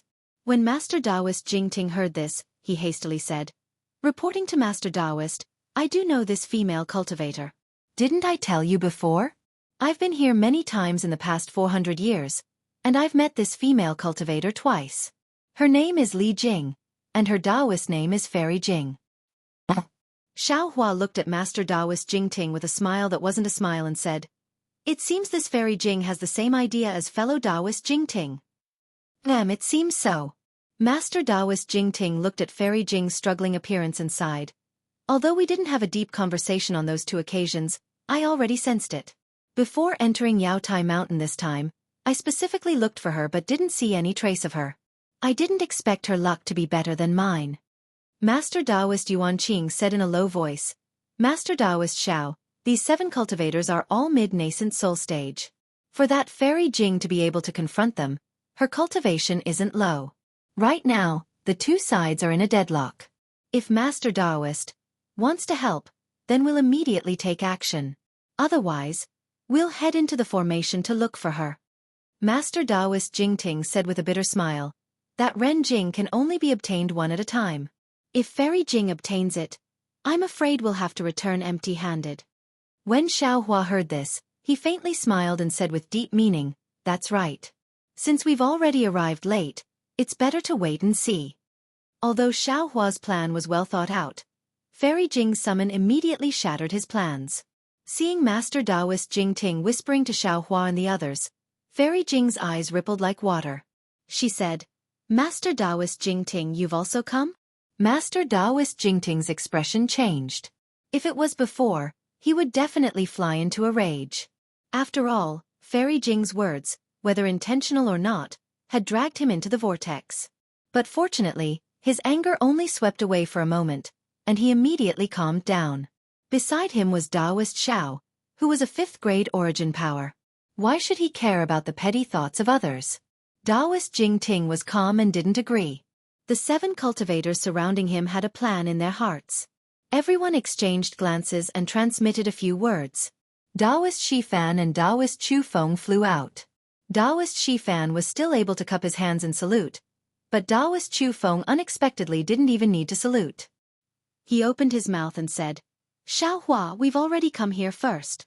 The spiritual items here are also things we want. As the proverb says, a gentleman doesn't seize another's good things. I presume that a gentleman like Taoist, who has a graceful bearing, surely won't lower himself to the level of common people like us, right?" "Hee hee." Xiao Hua laughed. He laughed so hard that his eyes narrowed. He pointed at Fairy Jing and said, "The ancients have a saying that good men don't fight with women. You 7 big men actually besieged a female cultivator. Where are the manners of men?" Seeing that Xiao Hua didn't attack, Master Taoist Chu sneered in his heart, but he still said, "Fellow Taoist Xiao is wrong. Didn't you see this demonic beast? Although this woman is a Taoist cultivator, she actually raised demonic beasts and wallowed in evil with 1,000 demonic Saint Realm demonic beasts. Where is the dignity of a Taoist cultivator? As Taoist cultivators, we naturally have the obligation to help this lost lamb return to the right path." Taoist Yuanqing and Taoist Jingting were very astonished. The two of them didn't quite understand the meaning of Master Taoist Chu Feng's words, but seeing that Xiao Hua didn't move, the two of them simply ignored him. Master Taoist Chu Feng saw that Xiao Hua and the others were only standing in the air, and he was pleased with himself. Xiao Hua's gaze swept over the formation and he nodded again. "Fellow Taoists' words are very reasonable. Since that's the case, I won't disturb you guys from upholding justice for our Taoist sect. Farewell." "Yes, fellow Taoist Xiao, please." Master Taoist Chu Feng raised his brows and became even more pleased. He raised his hand and gestured with a somewhat strange tone. Xiao Hua pretended to turn around, but he suddenly opened his mouth again. That's right, I heard that there's a strange treasure of Star-Lord Hall here. As the proverb says, treasures have no owner and only the virtuous can obtain them. I'll go take a look. I won't disturb you, will I? No, fellow Taoist Xiao, please. Master Taoist Chu Feng laughed until his stomach hurt. Beside him, Master Shifan also resisted the urge to laugh. They really didn't expect Xiao Hua to leave just like that. Of course, it couldn't be said that they didn't think about it, but they didn't dare to believe it. All right. Xiao Hua turned around with a smile, but just as his figure moved, he clapped his hand again. A gust of wind whistled and golden light gushed out from the top of his head. It transformed into a palm that was tens of meters long and grabbed at the air. He even said coldly, "Brat, one is a traitor and the other is a strong-willed person. What qualifications do you have to speak to me? Now that everyone is besieging an orphan girl, you actually speak with conviction. If I don't kill you today, when will I?" Ah! Master Taoist Chu Feng was really shocked. Although he was on guard before, he gradually let his guard down after seeing Xiao Hua being persuaded. However, he didn't expect Xiao Hua to immediately turn hostile as soon as he turned around. How was this still the pedantic cultivator in his heart? Spiritual Master Shifan was also caught off guard. By the time the two of them hurriedly formed hand seals and 2 rays of light rushed into the air to block Xiao Hua, the large hand had already grabbed down. The space within a radius of several hundred feet was controlled by Xiao Hua. The 2 hand seals rushed out like little loaches. They struggled in the air with all their might and were unable to move. Not only that, but when Xiao Hua's large hand grabbed down, the trident that had previously imprisoned the demonic beast immediately lost its brilliance and fell down. The rabbit-like demonic beast raised its head and cried out loudly. A dense demonic aura immediately gushed out and rushed toward the 3 people in front of it. At the same time, there were crackling sounds like beans being fried. One by one, jumping runes fell from the demonic beast's body. Ah! Seeing this, Fairy Jing was also stunned. However, the joy in her heart far surpassed the shock. After all, Xiao Hua was standing in front of Master Taoist Jing Ting. She didn't dare to climb up to Xiao Hua and could only probe Master Taoist Jing Ting. Unfortunately, Master Taoist Jing Ting didn't even pay attention to her. Clearly, he was following Xiao Hua's lead. She then looked at Xiao Hua again. Unexpectedly, he was locked in by Master Taoist Chu's words and wanted to leave after a few words. Fortunately, this Fairy Jing wasn't a scheming person.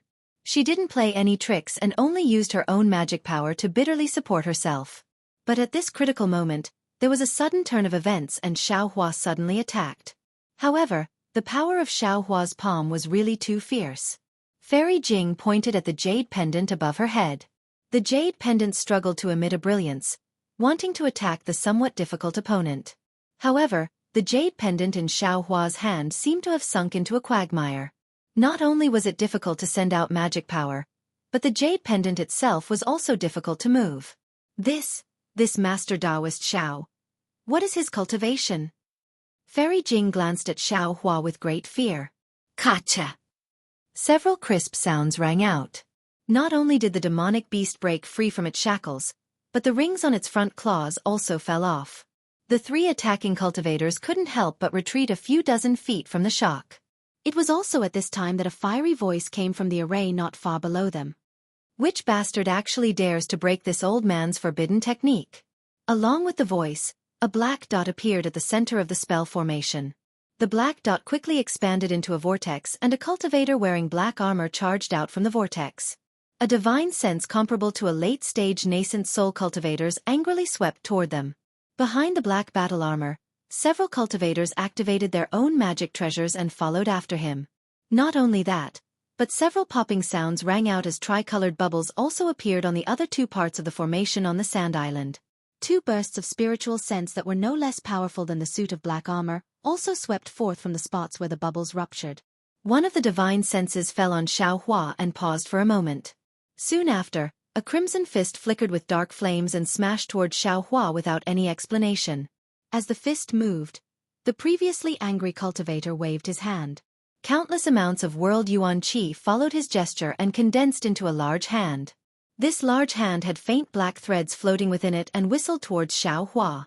As for the third nascent soul cultivator, he seemed to be somewhat hesitant. However, as the two large hands fell, he could only point with his finger. A cloud flew out of his hand and a foot-long horsetail whisk fell from the sky. Ha ha ha. Xiaohua laughed. So it's an old acquaintance. Hua de Zhenren, did you not learn your lesson at the banquet? As Xiaohua spoke, he flew out and activated his Fa Li.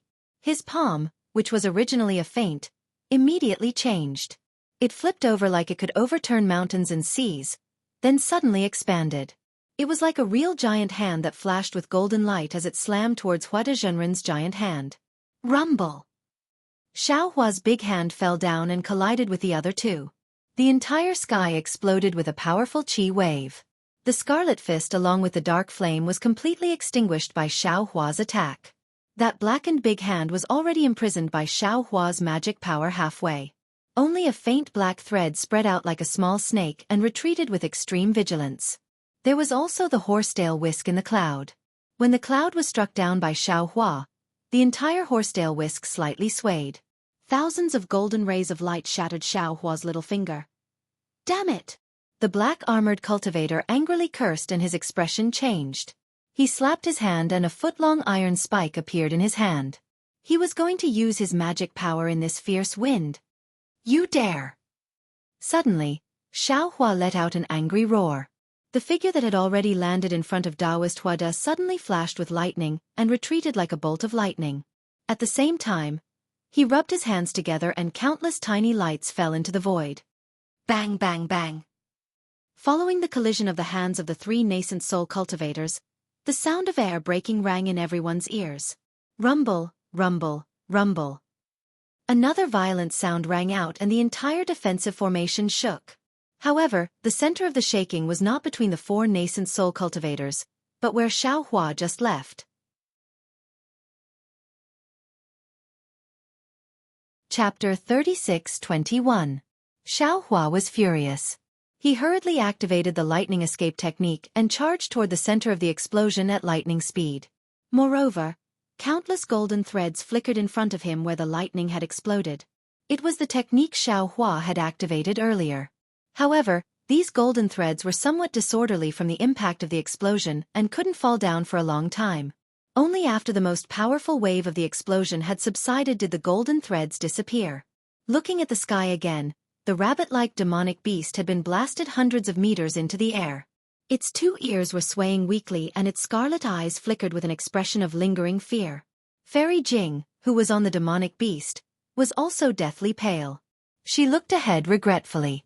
As for the four nascent soul cultivators who were attacking Fairy Jing, they had long since flown away. All of them were watching the scene with schadenfreude. In the air, Taoist Chu Feng and Taoist Shi Fan were surrounded by flickering golden threads. Taoist Chu Feng's face was as white as a sheet of paper. Taoist Shi Fan's eyes were filled with innocence. He wanted to open his mouth to explain, but Xiaohua was furious and couldn't even open his mouth. As for Taoist Yuan Qing, he was standing hundreds of meters away from the two. Half of his Taoist robe was torn and his face was dark red. His eyes were filled with a look of someone who had just escaped from death. His gaze was still fixed on the place where he had tried his best to escape. There, the unfortunate Taoist Jing Ting had already disappeared. Not to mention a corpse, not even a drop of blood could be seen. No one saw it more clearly than Taoist Yuan Qing. Just as Xiaohua retracted his hand and fled to attack the three late nascent soul cultivators, Taoist Chu Feng, who had escaped from Xiaohua's imprisonment, suddenly opened his mouth and spat out a several-inch-long rhombus-shaped object. Taoist Yuan Qing immediately felt fear and trepidation as soon as that object appeared. Immediately afterward, a rumbling sound erupted from Xiaohua's location. Taoist Yuan Qing immediately moved to attack Taoist Chu Feng, but he was still a bit too slow. Taoist Chu Feng frantically shook his hand and half of his arm turned into blood that rushed into the rhombus-shaped object. The object immediately trembled and disappeared before Taoist Yuan Qing's eyes. How could Taoist Yuan Qing not know how powerful this object was? He hurriedly fled. Taoist Jing Ting's cultivation couldn't compare to Taoist Yuan Qing's, and his scheming was even more difficult to compare. Only after Taoist Yuan Qing fled did Taoist Jing Ting come to his senses. By the time he hurriedly brought out the heaven-shaking hammer, the rhombus-shaped object had already appeared in front of his chest. Bang bang! The sound of air currents was the sound of the rhombus-shaped object breaking through Taoist Jing Ting's protective qi. Then the rhombus-shaped object exploded loudly and Taoist Jing Ting's corpse was blown to smithereens. Even though Taoist Yuan Qing reacted quickly, he was still injured by this object. Not only was half of his body unable to move, but the qi and blood in his body were constantly surging and difficult to calm down. What is this thing? Why is it so powerful? It can even kill a mid-nascent soul cultivator? Taoist Yuan Qing thought to himself with lingering fear. I'm afraid. It's a destructive magic weapon specially refined by an expert related to Taoist Chu. While Taoist Yuan Qing was pondering, Xiao Hua's figure had already appeared where Taoist Jing Ting was standing just a moment ago. Xiao Hua merely swept over with his divine sense before he had time to look elsewhere. He heard Taoist Huada sneer behind him. You dare! Then he saw Taoist Huada clap his hands and a fist-sized fire gourd flew into the air. A ferocious aura that seemed capable of destroying heaven and earth rushed out of the gourd's mouth. Damn it! Xiao Hua cursed, unable to restrain his anger. This matter couldn't be considered as his carelessness. He saw that Fairy Jing was able to confront 3 nascent soul cultivators by relying on her demonic beast and magic weapon. He only needed to break the confinement spell on the demonic beast. Then, he had Taoist Yuan Qing and Taoist Jing Ting on his side. 3 nascent soul cultivators and 1 demonic beast dealing with 7 nascent soul cultivators shouldn't be a problem.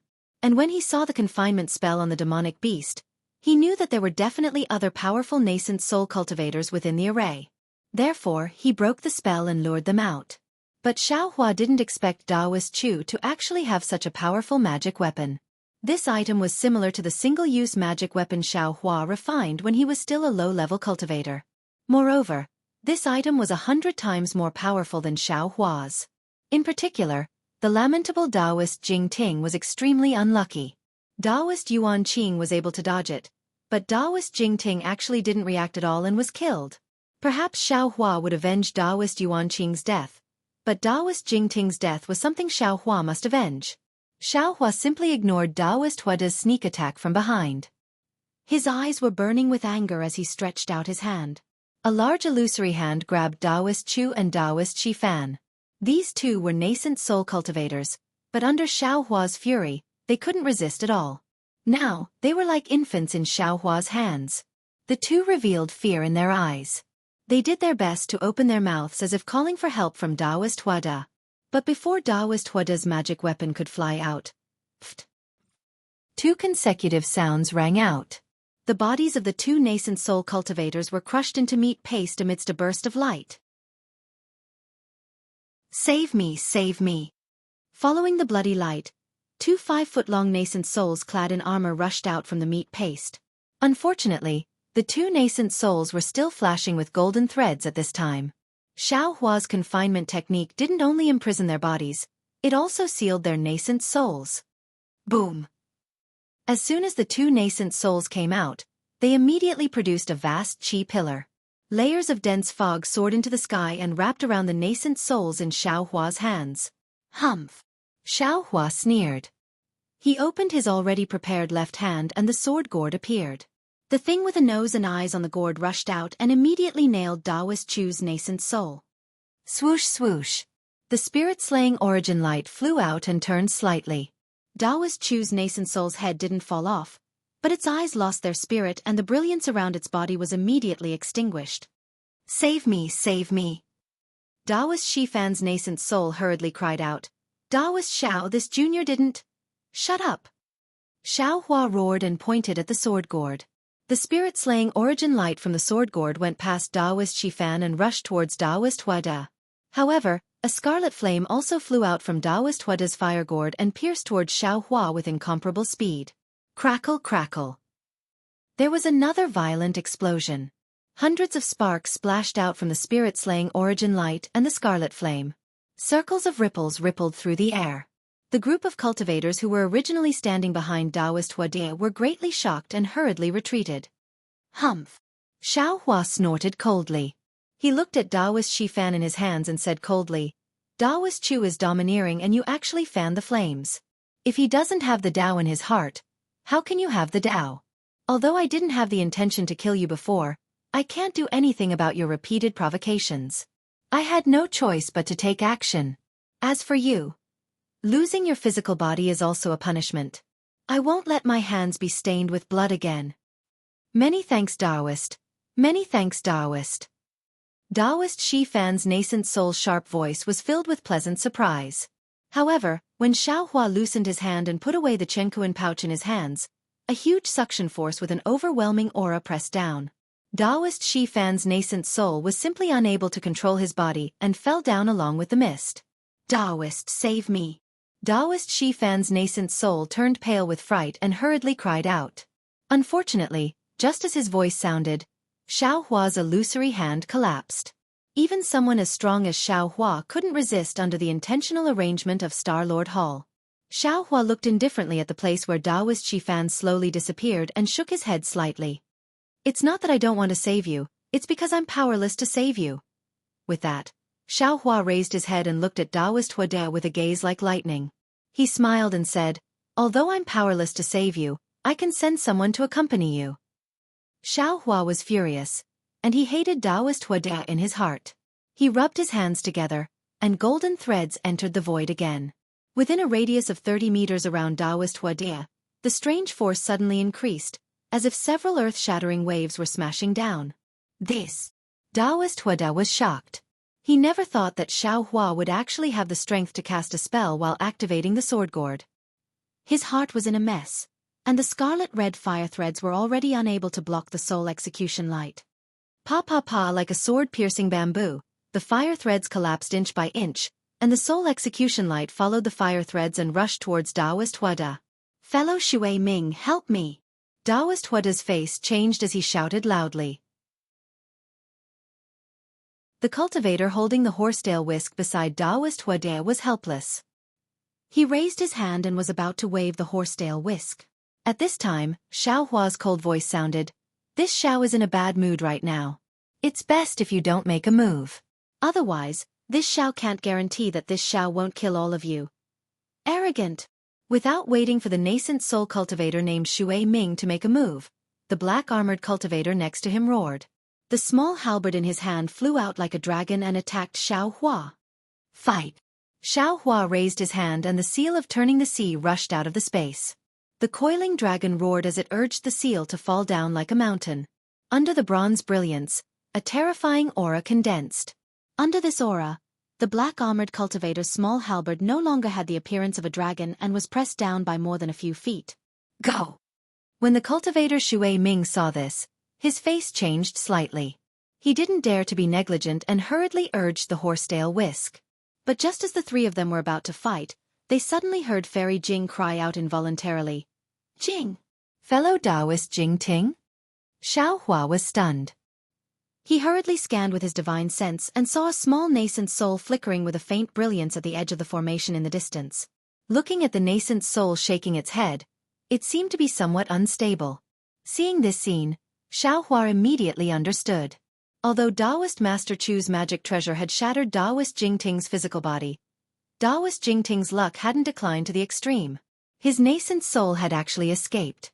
It was just that the nascent soul had been knocked unconscious by the huge impact and had just woken up.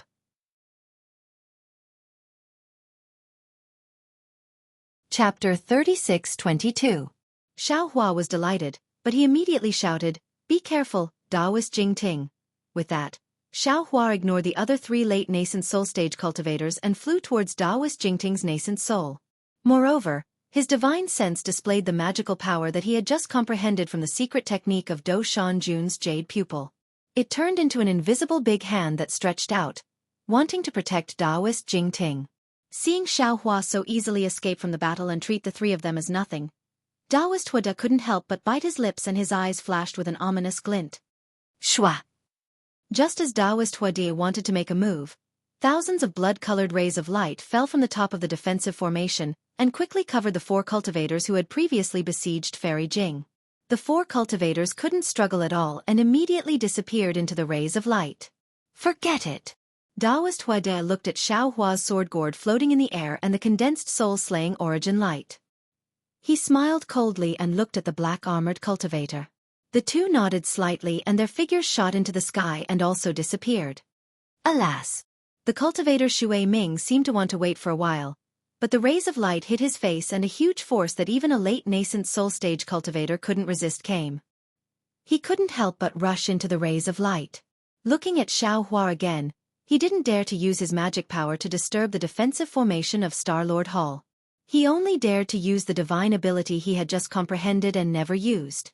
However, he was still too late. Without waiting for the hand formed by his spiritual sense to fall, a thick fog suddenly rose and a pillar of vast qi came crashing down. Taoist Jingting's nascent soul hadn't woken up yet and was sucked into it in a moment. The nascent soul only had time to scream before it disappeared.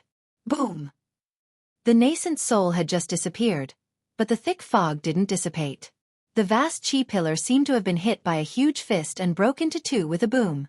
After the wind whistled, Xiao Hua's figure appeared there with a very angry and regretful expression on his face. Staring at the place where Taoist Master Jing Ting's nascent soul disappeared, Xiao Hua's brows furrowed tightly. He had already seen this kind of strange situation before, but he didn't notice anything strange at all, so it was impossible for him to see anything strange now. If he had never seen Xianxia, perhaps he would be like ordinary cultivators and think that Star-Lord Hall was protecting the Taoist cultivators. He would wait until the Yao Tai meeting to find Zhenren Jingting. However, Xianxia's Yuanying and the two Yuanying whose primordial spirits were erased reminded him that the Confucian cultivators would not kill the physical bodies of these three Yuanying cultivators for no reason. If the emperor of a country had such an intention, Star-Lord Hall would have even more. Of course, even if this was really a method used by the Star-Lord Hall to protect their nascent souls, Xiao Hua still had to get to the bottom of it. He had to kill the nascent souls of Reverend Chu and Reverend Xiangtian. He absolutely couldn't let them escape. Taoist Master. Just as Xiao Hua was pondering, a timid voice came from not far away. It was Fairy Jing who had collected her demon beast and flew over. Yes. Xiao Hua's gaze swept over Fairy Jing. He nodded slightly with an indifferent expression on his face. Fairy Jing reached into her bosom and took out a jade box. She handed it over respectfully and said in a low voice, "This is the Ren Jing I obtained from the Shazhou's formation. Senior must have come for it. I caused Taoist Jingting's death and also received Taoist Master's help. I have nothing to repay you with." Yes, Xiao Hua declined to comment. He beckoned with his hand and the jade box fell into his hand. Looking at the restrictions and talismans covering the box, Xiao Hua opened his mouth and a beam of sword light fell. All the restrictions were broken. Fairy Jing's heart skipped a beat as she saw this. She secretly rejoiced at her own actions. Contrary to Fairy Jing's expectations, Xiao Hua opened the jade box and saw the so-called Ren Jing inside. An expression of not knowing whether to laugh or cry appeared on his face. He then raised his head and asked, "Li Jing, are you sure this is the Ren Jing of the heavenly soul, earthly soul and Ren Jing?" What? Could it be that this isn't a Ren Jing? Fairy Jing was also stunned. Looking at the spirit fruit that looked like half a gourd, she asked curiously, "This Ren Jing is thin at the top and thick at the bottom. Isn't it a nurturing essence? If this isn't a Ren Jing, then what is it?" Hearing Fairy Jing's words, Xiao Hua was slightly absent-minded. It seemed that a long time ago, there was a woman called Wuxia who said to him, "Taoist Xiao, look. That mother-child spirit fruit is thin at the top and thick at the bottom. Isn't it a nurturing infant? That's why it's called mother-child spirit fruit." Taoist Xiao. At this moment, Taoist Master Yuan Qing transmitted his voice from the distant sky. The defensive formation is about to be sealed by Star-Lord Hall. Taoist Xiao should quickly follow this multicolored light out of the defensive formation. Hearing this, Xiao Hua looked up. Sure enough, there was no one else in the sky except for Taoist Master Yuan Qing. The blood-red multicolored light had already filled the sky and was about to approach Taoist Master Yuan Qing. Taoist Master Yuan Qing, you go first. I'll be right there. Xiao Hua thoughtfully glanced at Taoist Master Yuan Qing. After thinking for a moment, he transmitted his voice again. Taoist Master Yuan Qing naturally knew that Xiao Hua needed this Ren Jing, so he didn't delay any longer. His figure flew up and disappeared into the multicolored light. Taoist Xiao. Fairy Jing said with a smile. Ever since I saw this item in the Sand Province, I've been looking for ancient records. Finally, I found the source. The records in the ancient records are exactly the same as this item. There should be no mistake. What do you want this item for?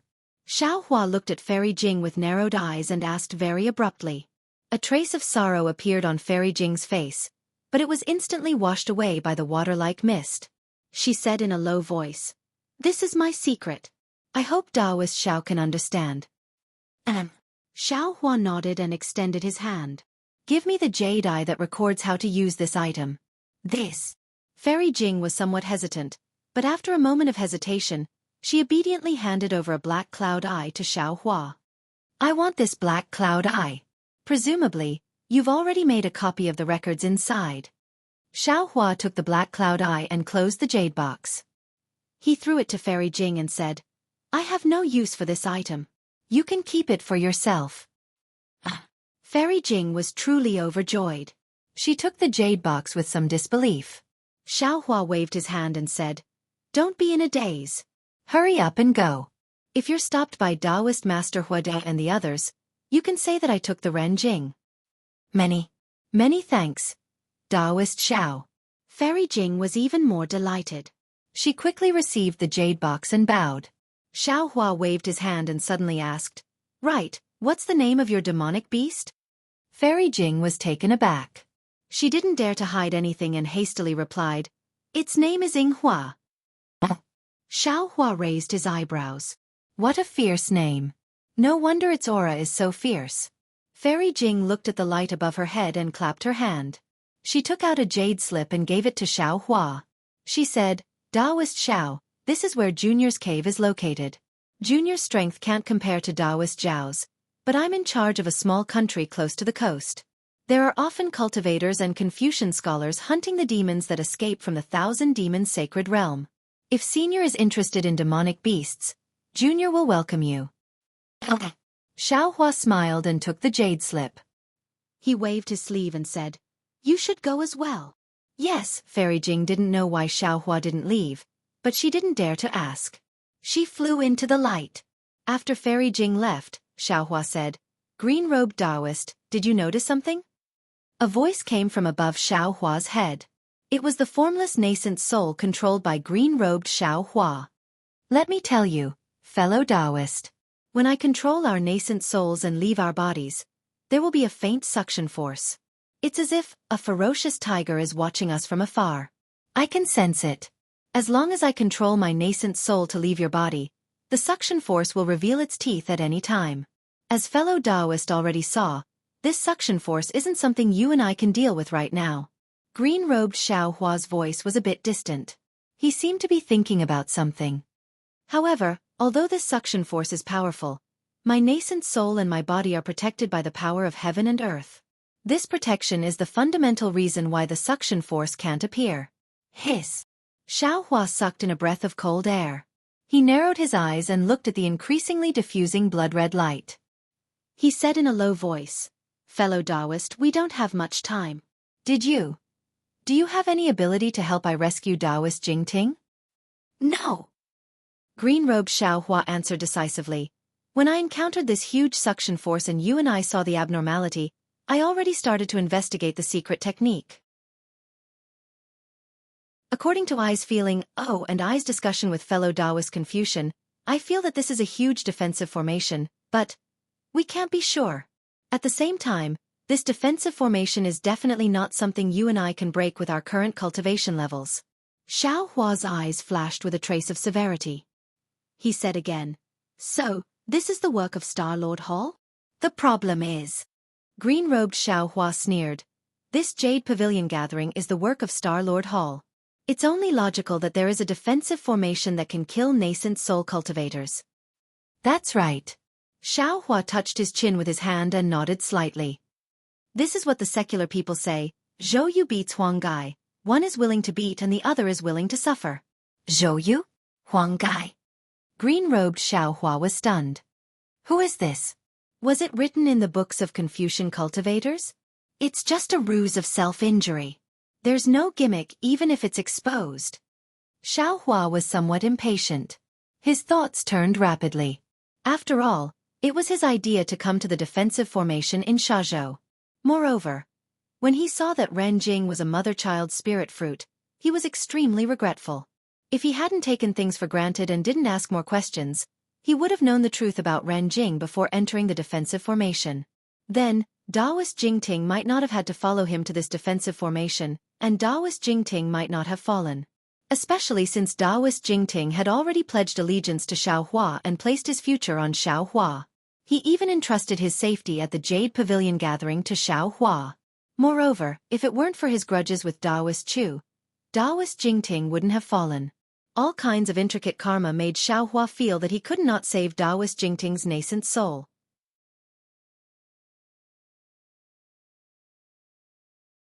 Chapter 36-23. When green-robed Xiaohua heard this, he laughed coldly and said, "Let them beat you but don't accidentally kill them." However, at this point, green-robed Xiaohua's face suddenly showed a shocked expression and he hastily looked at Xiaohua. Xiaohua naturally also thought of what green-robed Xiaohua was thinking. In a flash, Xiaohua also cried out, "Not good. This Star-Lord Hall is so brazenly intercepting and killing nascent soul cultivators. If it wasn't their usual practice, then they definitely have the intention to kill. The number of cultivators that can survive from Yaotai Mountain definitely won't exceed 10, no, maybe more than 20. It wasn't that Xiaohua hadn't thought about this before, but now that he thought about it, he immediately understood the essence of the matter and a chill ran down his spine. That Star-Lord Hall's Hall Master is a cultivator at the peak of the 5th grade of Essence Energy. If he makes a move, you and I won't be his match. Green-robed Xiaohua said in a low voice, "Fellow Taoist, you have to think of a way. Why did you jump into this pit of fire? There's no need to talk about the bloodstains on the top of your head. They're even more life-threatening means. As long as you fall into them, there's only a slim chance of survival." Xiaohua looked at the approaching blood-colored light and said indifferently, "I'm afraid you and I will have to risk our lives this time." "That's easy to say," green-robed Xiaohua sneered. "Even if fellow Taoist wants to risk his life, where will you find Kong Honggu?" Green-robed Xiaohua had just finished speaking when he immediately became vigilant again and hastily called out, "Fellow Taoist, don't think of something outrageous. Taoist Master Jingting admittedly did it because of you and me, but at that time was rather tight. Fellow Taoist couldn't have asked about Ren Jing's secret in front of a group of cultivators. Moreover, when fellow Taoist fought against Taoist Master Hua Dia, didn't you also release that demonic beast called Hua? Taoist Master Jingting's death can't be blamed on you or me. It's because his luck was really too bad." Green-robed Xiaohua was exonerating Xiaohua. What he said was naturally the truth. Nothing in this world was perfect. When regret was born, even if there were thousands of reasons, what use would it be? After the green-robed Xiaohua gave a few more reasons, he simply shut his mouth and didn't say a word. "Fellow Taoist." Xiaohua saw that the green-robed Xiaohua wasn't speaking, so he said, "Not to mention that Master Taoist Jingting died for us, just this defensive formation, this is Star-Lord Hall's killing intent. If we don't find any flaws in the defensive formation, how can we escape from it? Although you and I have already obtained the Imperial Tutor's lot, do you think that Kong Honggu will let off the act of killing a Star-Lord? For the sake of our survival, we will also turn this Yaotai banquet upside down." "All right." The green-robed Xiaohua nodded and said, "As you wish, I also know that what you think is reasonable. But, fellow Taoist, can't you go by yourself? Why did you ask I to go? There's also the scholarly cultivator Xiaohua, the dragon vein Xiaohua, and so on." Xiaohua didn't answer. A moment later the green-robed Xiaohua's dispirited voice rang out, "Sigh, I knew it. The first person to eat crabs won't have a good end. I only wore a nascent soul Taoist robe. How did I get into this kind of trouble? Fellow Taoist, if I can't come back, you have to burn paper for I on the 1st and 15th day of the lunar month as a sacrifice to I's soul. Thank you for sacrificing yourself for us, fellow Taoist." Xiaohua smiled and cupped his hands. "Actually, if something happens to fellow Taoist, I'm afraid that I might not be able to leave this Yaotai Mountain. If I can leave, I will definitely burn paper for you." Baldy. At this moment, the green-robed Xiaohua shouted again. I'm going. If something happens, you have to recite Buddhist scriptures for me. It's best if you use Buddhist magic to summon me back. Even if I can't be free and unfettered on top, I will still go down to accompany Xue Xue. Damn it, go quickly. Xiaohua's nose was about to become crooked. This was what he was thinking at the bottom of his heart, and all of a sudden, the green-robed Xiaohua said it out loud. However, the green-robed Xiaohua clenched his teeth and flew into the air. Although the suction force was much stronger than before, the natural suction force on Xiaohua's body was even stronger. Moreover, the thick fog and the vast energy pillar were still unable to form. Haha, fellow Taoist, you see, your plan is not appropriate. The green-robed Xiaohua was overjoyed and flew back to the top of Xiaohua's head. I have a good character, even the heavens are not willing to let I take risks. Change into a Taoist robe. Xiaohua didn't say anything further and let Dragon Vein Xiaohua take out the mountain river seal, taking out the 2 nascent souls he obtained outside of the Yaotai mountain from his dantian. Boom! The vast energy pillar rumbled and a thick fog suddenly appeared. The suction force was like a trapped beast that instantly rushed in front of him. Send them back to the dantian, let I choose properly. The green-robed Xiaohua was unexpectedly picky. Okay, but fellow Taoist doesn't have time. If I leave with the blood-colored light and fellow Taoist is received by the Imperial Formation, I'm afraid you will be separated from Taoist Jingting's nascent souls. Xiaohua hurriedly sent the 2 nascent souls back to his dantian. Then, with a wave of his hand, he took out the soaring dragon shears and said, "This is for you to protect yourself." The green-robed Xiaohua urged the nascent souls to return to his lower dantian. Xiaohua's mind also entered with the soaring dragon shears. The green-robed Xiaohua pondered for a moment and found a mid-stage nascent soul shell to enter. The entire nascent soul's body flickered with a faint radiance. In a moment, the originally lightless eyes revealed expression. Then, layers of strange runes emerged from the depths of the nascent soul's body. Following the radiance covering the surface of the nascent soul's body, a series of crackling sounds could be heard. The runes cracked quite a bit and cracks appeared on the nascent soul's legs and hands. The green-robed Xiaohua said helplessly, "Alas, this Taoist robe doesn't fit." Fellow Taoist, please bear with it. The Jade Archive Xiaohua handed over the soaring dragon shears and urged, "The multicolored light is about to arrive. The soaring dragon shears is a sharp weapon. You should keep it for yourself." The green-robed Xiaohua stretched out his hand. "Give me the icy mirror. Oh, also, take a look at Taoist Shifan and Taoist Chufeng's Chenkuan pouch. See who has the other Kunlun mirror." The Jade Archive Xiaohua frowned slightly and put away the soaring dragon shears.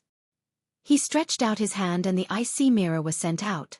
Then, he took out the mirror that was very similar to the Kunlun mirror from Taoist Shifan's Chenkuan pouch. The green-robed Xiaohua opened his mouth and a beam of multicolored light landed on the icy mirror. The icy mirror followed the multicolored light and flew into the green-robed Xiaohua's mouth. When the multicolored light landed on the mirror trembled twice and didn't fly away. "Demon child, give me a drop of essence blood," the green-robed Xiaohua shouted. Unfortunately, no essence blood appeared in his dantian. "Damn it!" the green-robed Xiaohua cursed. The Jade Archive Xiaohua stretched out his hand and a drop of essence blood fell onto the mirror. When the essence blood merged into the mirror, the green-robed Xiaohua held the mirror with his hand. It was like an ordinary nascent soul holding their own life magic treasure. At this moment, his dantian shook slightly.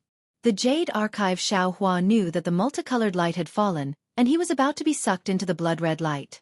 Also, the green-robed Xiaohua was still haggling at this moment. "Give me one of your dual-colored spirit flames. Aren't you unable to use that thing?" the Jade Archive Xiaohua asked curiously. "Of course not in the past. Now that I have been tempered by the 5 Qi righteous thunder and have the secret technique of a Mahayana realm cultivator, of course I can." The green-robed Xiaohua smiled slyly. The Jade Archive Xiaohua was stunned. He didn't expect that under the 5 Qi righteous thunder, his primordial spirit would have an unexpected change. However, he couldn't haggle over anything at this moment. He pointed his finger and a red and yellow spirit flame appeared in front of the green-robed Xiaohua. The green-robed Xiaohua's face became cautious. He opened his mouth and the spirit flame slowly fell into his body. The entire nascent soul trembled violently as if it was about to collapse. The Jade Archive Xianxia raised his hand, but in the end, he put it away. He could help the green-robed Xianxia inside his body, but if he left his dantian, he still couldn't help him. Da! Fellow Taoist, quickly send I out. The green-robed Xianxia opened his mouth and flames rushed out from his mouth and nose. Okay. The Jade Archive Xianxia hurriedly flew out of his dantian with the green-robed Xianxia. At this time, the Imperial Formation was already covered in a blood-red color. Just when Xiaohua's body was about to touch the multicolored light and disappear, boom! The righteous chi fell and a thick fog was also born. A huge suction force pulled the green-robed Xiaohua and Xiaohua's body stopped there. What kind of bullshit fire is this? How can it be so powerful? The green-robed Xiaohua struggled to maintain his nascent soul that was on the verge of collapse. The righteous chi fell and tightly wrapped around the nascent soul, but it also helped the green-robed Xiaohua. Seeing the thick fog cover the green-robed Xiaohua, Xiaohua saw the green-robed Xiaohua spit out flames from his mouth onto the mirror in his hand. It seemed like he was going to use the spirit flame to refine it. When he saw this, the green-robed Xiaohua's body disappeared. When the suction force disappeared, Xiaohua's body also disappeared in the blood-red multicolored light. The suction force within the blood-red multicolored light was extremely strong. Moreover, when the multicolored light landed around Xiaohua, it immediately condensed layers of inscriptions. These inscriptions were like blood-red armor that completely covered Xiaohua. Countless poems and articles flowed within the inscriptions, giving birth to an unspeakable imprisonment. This imprisonment was like thorns that deeply pierced into Xiaohua's skin. Even though his body was as strong as a demon's body, most of his magic power was still imprisoned, making him unable to struggle at all. What was special was that these inscriptions isolated spiritual sense, Buddhist sense and soul sense. Xiaohua could only see the inscriptions unceasingly flowing in front of him. It was as if he was at the bottom of the sea. His entire body was supported by the multicolored light and shot up like an arrow. Although Xiaohua's spiritual sense and other divine abilities were unable to be used, Xiaohua was not in a hurry. This was because he could still sense the danger of the green-robed Xiaohua's pillar of righteous qi. Currently, the green-robed Xiaohua had already passed through the most dangerous stage. Under the imprisonment of the defensive formation, he was using the uncontrollable spirit flame to refine the ice-deadly mirror. However, the defensive formation seemed to be at the very bottom of the Yaotai mountain. The green-robed Xiaohua had been traveling in the thick fog for a long time without any signs of stopping. Suddenly, Xiaohua frowned. His perception of the green-robed Xiaohua suddenly began to weaken. Not good, Xiaohua immediately knew that something was wrong. This was because he had already encountered this kind of perception when he was in the Dawn Rain continent. It was when his Phoenix Dhamma body fell into the void. However, at that time, his perception was abruptly cut off.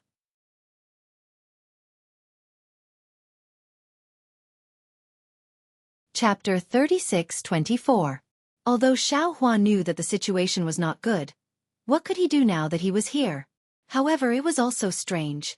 Not long after, the perception became stronger again. Xiaohua could actually feel the uneasiness of the green-robed Xiaohua. As Xiaohua rushed into the sky, the perception became intermittent. When the inscriptions in front of Xiaohua's eyes gushed out like a fountain, a burst of light and darkness intertwined. The green-robed Xiaohua was like a kite with a broken string, and there was no news of him. Damn it!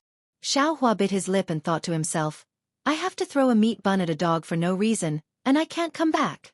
I don't know when the Phoenix Dhamma body will come back, and this green-robed Xiaohua is also lost. I hope this defensive formation isn't as heartless as this Xiao thought. Of course, although Xiaohua couldn't sense the green-robed Xiaohua's location, it was his primordial spirit after all, so there was a kind of indistinct feeling. He vaguely knew that the green-robed Xiaohua wasn't in danger at this time.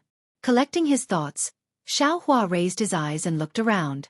He saw that this was a blood-red space, or it could be said that it was like a sky filled with sunset clouds. Xiaohua's surroundings seemed to be misty and boundless, but there was nothing, no matter if it was a mountain peak, clouds, or cultivators. Moreover, although the inscriptions around Xiaohua's body had already disappeared, his divine sense, Buddhist sense, and soul sense still couldn't leave his body. This caused him to be at a loss. After all, in the previous dangerous situation, if his divine sense or Buddhist sense were restricted, his soul sense could always be used, no matter if it was far or near. This gave Xiao Hua something to rely on in dangerous situations. He had never encountered a defensive formation that even restricted soul sense. However, facing this blood-red sky, Xiao Hua always had a kind of vague familiarity in his heart. It was a kind of feeling like he had returned home. Ouch! Xiao Hua urged his magic power and flew for a while. Suddenly, he had a kind of realization. This is the void. Good. After Xiao Hua understood, he looked around and couldn't help but sigh with emotion. Star-Lord Hall really spent a lot of money. I don't know how much they spent, but they actually set up a defensive formation in the void. Since we are in the void, so what if I don't use my spirit sense?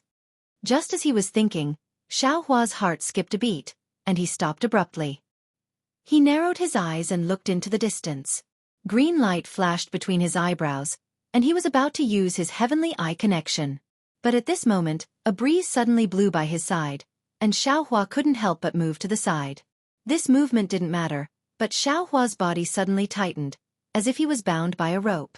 Xiao Hua was greatly alarmed, but before he could urge his magic power to struggle, the force suddenly disappeared again. After flowing light and vibrant colors flashed in front of Xiao Hua's eyes, another scene appeared before his eyes. This was a similarly blood-red sky, but this blood-red sky was dotted with brilliant stars. These stars were of different brightness and even moved from time to time. What was special was that in the midst of these thousands of stars, a huge meteor with a tail was especially dazzling. Unfortunately, before Xiao Hua could take a few more glances, boom! A strong sound broke through the air from behind Xiao Hua's head, and a force more violent than a thunderbolt covered Xiao Hua's entire body. Xiao Hua raised his eyebrows, and with a shake of his hand, the wishful steel staff appeared in his hand. Without turning his head, he waved it in the direction of the sound, and at the same time he roared, "Where did this little thief come from? How dare you sneak attack me?" Woo! The wishful steel staff crossed the sky, setting off endless waves of air. The sneak attack hadn't fallen yet, but it had already collided with the waves of air of the wishful steel staff. Pa pa pa! The sound of explosions was endless. Bang! The two magic treasures finally collided together, and the sound produced resounded through the sky. Xiao Hua stood steadily in midair like a boulder, and slowly turned around. The expression on his face was gloomy to the point of being frightening. Looking behind him, a figure was flying swiftly in midair. That figure was unbalanced, and his right hand was still dragging a halberd at an angle. Moreover, near the left side of this figure, two late Yuanying stage cultivators were flying rapidly, flanking Xiao Hua from both sides. Similarly, behind these cultivators, there were dozens of early Yuanying stage cultivators surrounding Xiao Hua. "All of you, what are you doing?" Xiao Hua's roar was like a thunderclap, his eyes flashing with fury. He came to the Jade Pavilion meeting to win the lot of the Imperial Preceptor, and he also wanted to help Jiang country establish a country, so that he could establish a Dao sect and prosper it. However, he had not yet established a country, and he had only taken one step in the journey of 100 miles. Not only did he encounter the obstruction of many Confucian cultivators, but he was also schemed against by the Dao sect cultivators. He was not afraid of the Confucian cultivators, after all, they were enemies, but the Dao sect cultivators frequently plotted against him, which really made Xiao Hua's heart cold. Now that he saw dozens of Yuanying stage cultivators not killing the Confucian cultivators, but besieged by others to besiege him, Xiao Hua suddenly felt his blood turn cold. He reflected on it a little. He didn't know if his previous thoughts were correct, and he didn't know if everything he planned for the Dao sect was worth it. People, maybe it's better to be selfish. There is a saying that one must first settle the internal affairs. There is indeed some truth. Under Xiao Hua's roar, naturally no one would answer. Xiao Hua narrowed his eyes, just like that day in the Black Wind Ridge. He only looked indifferently at the group of Yuanying stage cultivators hurriedly setting up the formation, and there was no movement to escape at all. Xiao Hua's calmness made Hua de Zhenren, who wanted to urge his magic weapon to stop Xiao Hua from escaping, calm down. As for Xiao Hua's right, it was the nascent soul cultivator called Xue Ming. He still had the attitude of an expert, and his steps were half a beat slower. However, he still blocked the direction of Xiao Hua's escape. After the formation was completed, Hua Dezhenren slowly flew out and said coldly, "Xiao Hua, you should obediently accept your punishment. Let me ask you, you are a Confucian cultivator. Why did you sneak into my Dao sect cultivators? It's not easy for us to participate in the Jade Pavilion meeting, but you still want to come in and participate. Did you receive a secret order from the Star-Lord Hall to kill us Dao sect cultivators?" Xiao Hua's chin was slightly raised as he looked at Hua Dezhenren with a face full of disdain. However, he then looked at the cultivator behind Hua Dezhenren and said, "Old thief Hua De, if you want to commit a crime, why worry about the pretext? What did this Xiao do for you to pin such a huge crime on this Xiao's head? I, Xiao Hua, have said it clearly at your banquet. I, Xiao Hua, have set up a blood monument in the Seven Sons Temple of the Copper Pillar State. I, Xiao Hua, have killed the Copper Pillar State Preceptor, killed the Copper Pillar Prime Minister, and even helped Jiang country establish a country. I, Xiao Hua, have come here for the Imperial Preceptor's signature. There is no conflict of interest with you. As for what you said about the Confucian cultivator's spy, I, Xiao Hua, find it laughable. I, Xiao Hua, have told you clearly that I, Xiao Hua, seem to have cultivated a Confucian cultivation technique, but this does not mean that I, Xiao Hua, am a Confucian cultivator. Moreover, on the hidden Immortal continent, I don't know how many Dao sect cultivators have Confucian cultivation techniques. If you use this to speak, the entire hidden Immortal continent's Dao sect, I'm afraid there aren't many real cultivators. What's the use of saying all this? Hua Dezhenren sneered. No one will admit it at this time. Seeing how sincere you are, you must have worked hard in the Copper Pillar State. How about this? You only need to seal your cultivation. When this old man investigates your background, I will return your innocence. With just you. Xiao Hua's face revealed an incomparable sneer. Alas! Immediately after, Xiao Hua looked at the nearby cultivators with indifference, schadenfreude, ridicule, and sympathy on their faces. He sighed and said loudly, "You are all Dao sect cultivators. Your hearts are the same as Xiao Hua's. Xiao Hua knows that you are forced by the situation and have no choice but to submit to power. Now, Xiao Hua will give you all a chance." Speaking up to here, Xiao Hua paused for a moment and said slowly, "Now, if you all leave, this old man will not bicker with you all. If this old man counts to 10 and you all are still here, then don't blame this old man for being ruthless." After waiting for a moment, Xiao Hua opened his mouth and said, 10. Ha ha ha. Not only Hua Dezhenren laughed, but the black-armored cultivator next to him also raised his head and laughed. He pointed the long halberd in his hand and said, "Fellow cultivator Hua De, now this old man really believes what you said. This kid is really arrogant. The matter of the Seven Sons Temple setting up the bloodsteel seems to be true. Only such an arrogant person can do such a thing." 9. Xiao Hua ignored him and kept counting with his hands behind his back. Fellow cultivator AO is wrong. Hua Dezhenren said with a smile. His arrogance is deliberately mystifying. He is only a mid-nascent soul cultivator. How dare he set up a bloodsteel in the country of Confucian cultivators? Any normal Dao sect cultivator can't do such a thing that Confucian cultivators are afraid of. Who would be so reckless as to cause trouble for themselves? Other than trying to cover up and attract our attention and treat him as a real Dao sect cultivator, this old man can't think of any other possibility. Is this guy stalling? The cultivator surnamed AO frowned and looked at Hua Dezhenren. Hua Dezhenren pretended to think, looked up and down, and shook his head slightly.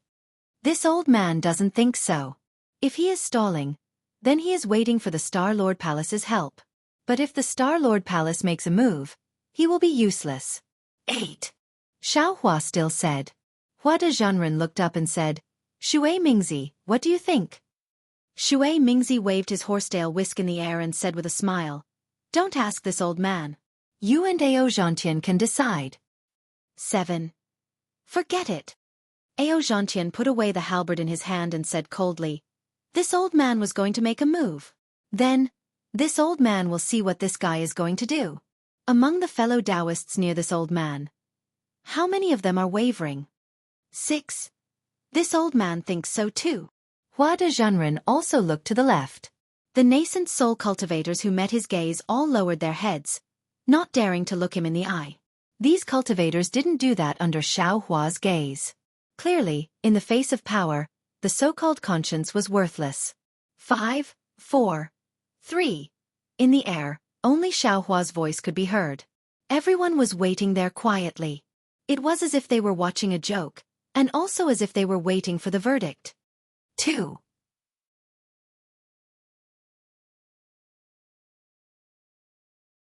Chapter 36-25. Seeing that the number 1 is about to arrive, an older cultivator's expression slightly changes. He opens his mouth and yells, "Junior is not talented. I came to the Jade Pavilion gathering to look for treasures, not to kill Taoist cultivators."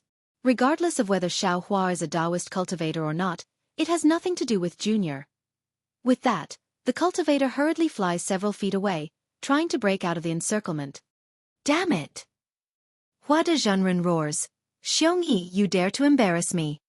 With that, Hua de Zhenren waves his hand. A fire shuttle of several inches in size falls in the air, turning into a stream of light and stabs at the cultivator. Before the fire shuttle reaches the cultivator, its monstrous ferocious aura has already enveloped the cultivator Xiongyi in a radius of several dozen feet. Xiongyi is shocked. He is only an early nascent soul cultivator. How can he withstand the anger of a late nascent soul cultivator? He also didn't expect that Hua de Zhenren would be so shameless as to kill him in front of everyone. 1. Xiao Hua says coldly. His gaze is like lightning, and his voice is so cold that it can penetrate the bones. "Except for Xiongyi, you, from now on, are not yourselves." While speaking, Xiao Hua rubs his hands. Rumble, a bolt of lightning as thick as a child's arm appears out of thin air, hitting the fire shuttle of Hua de Zhenren. This time, Xiao Hua is really angry. This bolt of lightning contains a huge force. Just this one bolt of lightning immediately cleaves the entire fire shuttle down from the air, causing several cracks to appear on the surface of the fire shuttle. How is this possible? Hua de Zhenren is shocked. This defensive formation can't use divine sense. How can you use this lightning technique? Xiao Hua doesn't pay attention to Hua de Zhenren and whispers in his heart, "Fellow Taoist, where are you?" "Hey, why did you call me?" Xiao Hua seems to be unhappy. "This is your Taoist matter. What does it have to do with me?" "Fellow Taoist's nascent soul. I'm afraid it's not easy for me to control it." I understand. But in a moment, you have to help." Xiao Hua understands and doesn't force Xiao Hua. He sends him back to his dantian and says to Dragon Vein Xiao Hua, "Fellow Taoist, can you control your nascent soul?" "Haha, it's finally I's turn. Let I have a try." Dragon Vein Xiao Hua was overjoyed and rushed into his lower dantian. He saw that the Yuanying was emitting an intense golden brilliance. The originally nebula-shaped formless body actually transformed into the shape of a dragon. Rumble. As soon as Dragon Vein Xiao Hua rode his nascent soul out of the space, he immediately waved his dragon claw and several bolts of lightning thicker than buckets fell down in the shape of a dragon. It was precisely aimed at the 2 early nascent soul stage cultivators. Those 2 cultivators were already prepared for battle and hastily activated their magic treasures. Unfortunately, they only heard 2 blood-curdling screams. 2 magic treasures that had been tempered for who knows how many years were actually split into pieces by the lightning. Oh! Not to mention that Hua de Zhenren and the others were so shocked that their eyeballs were about to fall out. Even Xiao Hua himself was abnormally surprised. His own nascent soul has a thunder core. Although he can't release his divine sense in this defensive formation, he can still control the heavenly thunder. This is his unique ability, but he never thought that Dragon Vein Xiao Hua's lightning controlling technique is actually more powerful than his main bodies. However, Xiao Hua immediately understood. He used a Dao sect spell to activate his nascent soul, or it was due to the instinct of the Thunder Core. This Dragon Vein Xiao Hua not only used a Dao sect spell, but also because of the national artifact, Mountain River Seal, he can also control the 5-Chi Thunder. Presumably, the power of the 5-Chi Thunder in the defensive formation laid down by this Confucian cultivator is even more ferocious than the Dao sect's lightning power. "Old thief Huada, give me your life." Xiao Hua was overjoyed. He clapped his hand and the sword gourd rushed out. At the mouth of the sword gourd,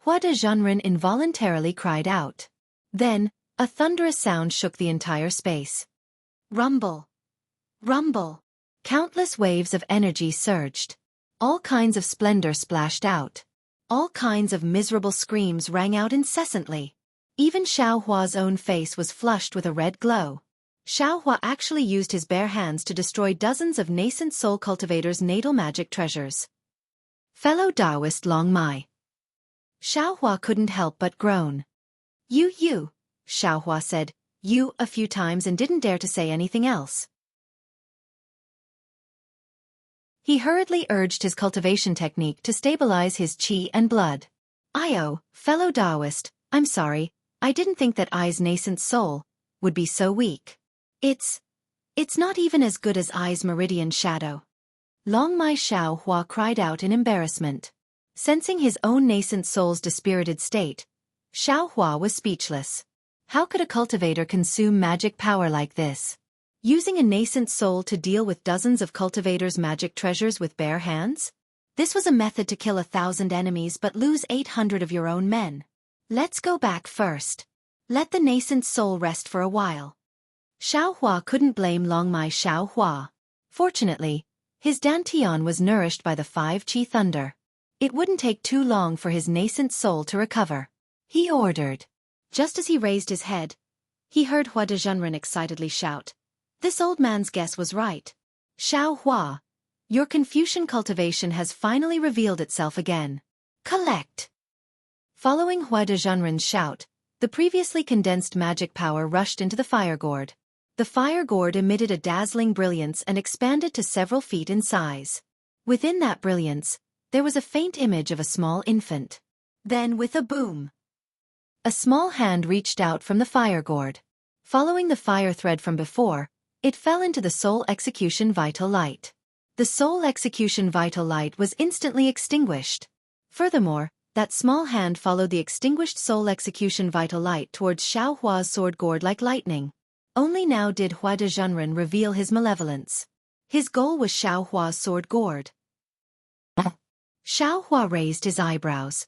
He was a bit surprised. He raised his eyes to look at Shui Mingzi and Ao Zhantian's magic treasures and coldly snorted. Damn it!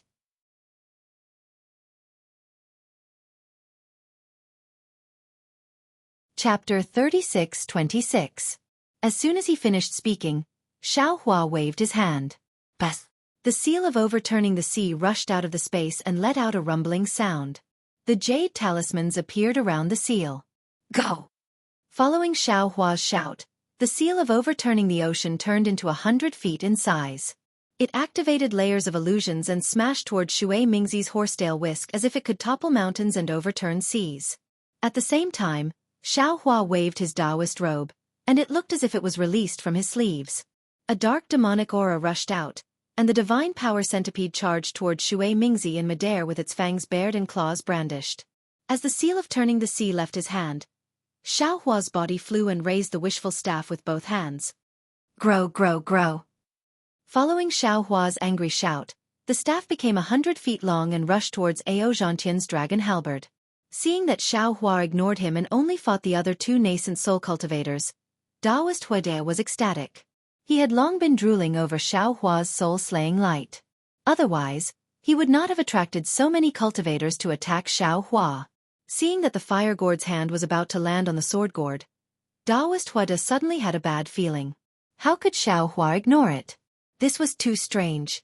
Sure enough, at the same time Xiao Hua waved the wishful staff, Xiao Hua very strangely turned his head and opened his mouth to chant. Thousands of hammers chiseled deep into the mountains.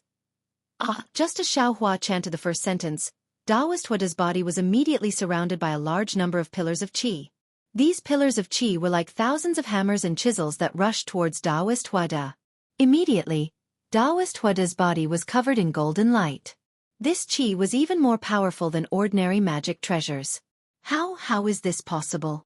Taoist Huade was dumbfounded. He hurriedly used his magic power to block the qi pillars. However, just as his magic power surged, his internal organs were inexplicably attacked. It was as if the qi pillars had also appeared in his body. Raging flames burn like nothing. Xiao Hua immediately chanted the second sentence. Boom! A flame suddenly appeared in Hua Daoist's heart and lungs. The moment this flame appeared, it became a prairie fire that attacked Hua Daoist's internal organs. In the blink of an eye, Hua Daoist's entire body was covered in flames. Daoist Huada's face was filled with shock. He no longer cared about snatching Xiao Hua's sword gourd. He hurriedly activated his cultivation technique. The mana in his body rapidly revolved, wanting to extinguish this heart fire. Unfortunately, no matter how much Hua Daoist tried to use his magic power, the flames didn't seem to be extinguished. Instead, they became even more exuberant, causing Hua Daoist's heart to burn even more. Even if my bones are crushed and my body crushed, I will remain pure in this world. After Xiao Hua recited the last two sentences, Daoist Huade groaned like a pig being slaughtered. His entire body trembled violently as if he was about to be killed if he didn't control the fire. Since it was such a critical moment, how could Daoist Huade still dare to hold back? He slapped his forehead with the back of his hand. Puff! A stream of fire energy rushed into the sky. Not only did the fire lotus glow in the fire energy, its roots even rushed into his body along with the fire energy. Fire energy convergence. Haha, old bastard Huada, you have white hair all over your body, yet you call others monsters. This Xiao has never denied that he has the cultivation of a Confucian cultivator, yet you deny it again and again. Hit. Xiao Hua laughed loudly, but the last word was directed at Ao Zhantian. Seeing that the staff was about to strike again, a helpless expression appeared on Ao Zhantian's face. A brilliant light flashed on his arms, and the dragon halberd flew out, roaring as it met Xiao Hua's staff head-on. At the same time, Ao Zhantian narrowed his eyes, and the muscles in his body began to move rapidly. His blood also began to surge, and strands of bloody light flashed on the surface of his body. Crackle! There was a burst of noise. The wishful steel staff had not yet collided with the dragon halberd, but the two murderous weapons began to collide with each other again. Various small vortexes quietly appeared in the nearby dozens of feet, blowing the magic weapons that were damaged by the dragon vein Xiao Hua's thunder into the sky. Although these magic treasures were the natal magic treasures of dozens of nascent soul cultivators, the lightning still flashed on these magic treasures, causing the connection between the nascent soul cultivators and their magic treasures to be intermittent. In a situation where the essence of the cultivators was damaged, it was difficult for them to retrieve their magic treasures in a short time. Boom! The staff finally struck the dragon halberd, and a loud sound rang out in the air again. Everyone couldn't help but feel that it was deafening. Ao Zhantian was feeling extremely dejected. He had always been confident in his divine power, and he had always been known for his powerful physical body. However, he didn't think that he would be so weak in front of Xiao Hua. Ao Zhantian let out a furious roar as the cracks on his halberd deepened, and his body plummeted like a cannonball. His voice was hoarse, and there was a hint of hysteria in it. Even though this roar didn't make much of a difference, the crimson light around Ao Zhantian's body flashed, and the projection of a gigantic crimson dragon gradually emerged from his bloodline. Ao Zhantian actually had the bloodline of a true dragon. Ao Zhantian urged his bloodline to fight with Xiao Hua, but Xiao Hua borrowed the power of the staff to fly up again. His hands formed a seal, and the first shadow of the seal of overturning the sea collided with the golden light of Shui Mingzi's horsetail whisk. At this time, the seal of overturning the sea was different from before. Although Xiao Hua didn't deliberately refine it again, the shadow had already solidified. Although Shui Mingzi's horsetail whisk was also refined with an extremely rare material, it was abnormally sharp and could penetrate almost anything. However, when it collided with the shadow of Xiao Hua's seal of overturning the sea, it was still smashed by more than 70%. Although the shadow had completely collapsed, Shui Mingzi couldn't help but be shocked. On the hidden Immortal continent, when had he ever met a Taoist cultivator who could control a magic treasure to fight with him? Moreover, the Herculean centipede, whose shiny black body was covered with dense and strange golden runes, was even more cunning. Just like when Xiao Hua fought with him in the past, it immediately rushed over when he saw a flaw in his fight with the seal of overturning the sea. When he fought with it again, it immediately fled. At this time, Shui Mingzi saw that Xiao Hua actually pounced on him in the blink of an eye. The shadow of the second shadow of the seal of overturning the sea was like a huge mountain pressing down on him. Shui Mingzi had no choice but to pour 90% of his magic power into his horsetail whisk. The horsetail whisk emitted a golden light, and thousands of horsetail whisk turned into thousands of sword lights that pierced towards the seal of overturning the sea. Of course, among these thousands of sword lights, he also left some to stab towards the Herculean centipede in the distance that seemed to be attacking him together with Xiaohua. Puff, puff, puff. Although Xiaohua's seal of overturning the sea was powerful, it was, after all, a shadow. Under these thousands of golden sword lights, it was pierced full of holes. Moreover, these sword lights didn't lose their momentum and actually rushed towards the main body of the seal of overturning the sea. Crack, crack. Similarly, when the attack of the seal of overturning the sea was blocked, the Herculean centipede immediately stopped. Its entire body curled up, and its hard carapace pointed outwards. It was like a hedgehog with a mouth full of spikes, making those sword lights unable to pierce through it. Humph! Xiaohua coldly snorted and pointed his hand. Roar! A coiling dragon spun up and urged the seal of overturning the sea to press down heavily. A vast and mighty aura rushed over, and before it could land, it had already completely suppressed the sword lights of the horsetail whisk. Do you think this old man is scared of you? Shui Mingzi similarly sneered. He opened his mouth and spat out a mouthful of blood essence. He formed a seal with one hand, and several rays of light fell into the blood essence. When the blood essence entered the horsetail whisk, buzz, buzz! A trembling sound resounded. The complete strands of light instantly emitted a red color. They either spun, twisted, or pierced straight. They forcibly pierced through the brilliance and pearls around the seal of overturning the sea, and blocked the momentum of the seal of overturning the sea. However, at this moment, Xiaohua once again shocked Shui Mingzi. Xiaohua actually abandoned the seal of overturning the sea at this crucial moment. A whirlwind rolled up around his body, and in the blink of an eye, he once again pounced towards Daoist Huada. In the blink of an eye, Daoist Huada had just used the fire essence to block Xiaohua's Confucian fire attack, and before he could use the fire gourd to collect the sword gourd, Xiaohua suddenly turned into a gust of wind and arrived in front of him. This truly frightened Daoist Huada. Just as he was about to respond, a sharp pain like a sharp awl piercing into his Naiwan palace made him unable to help but take a deep breath. Without waiting for him to use a secret technique to resolve the pain, he saw the spirit execution light suddenly split into two. It bypassed his fire strands and slashed towards his neck with lightning speed. Daoist Huada once again turned pale with fright. He hurriedly wanted to use the fire gourd, but because of the pain in his Naiwan palace, he was a bit slow. Poof! Daoist Huada had no choice but to open his mouth and turn a mouthful of true fire into a firewall in front of him.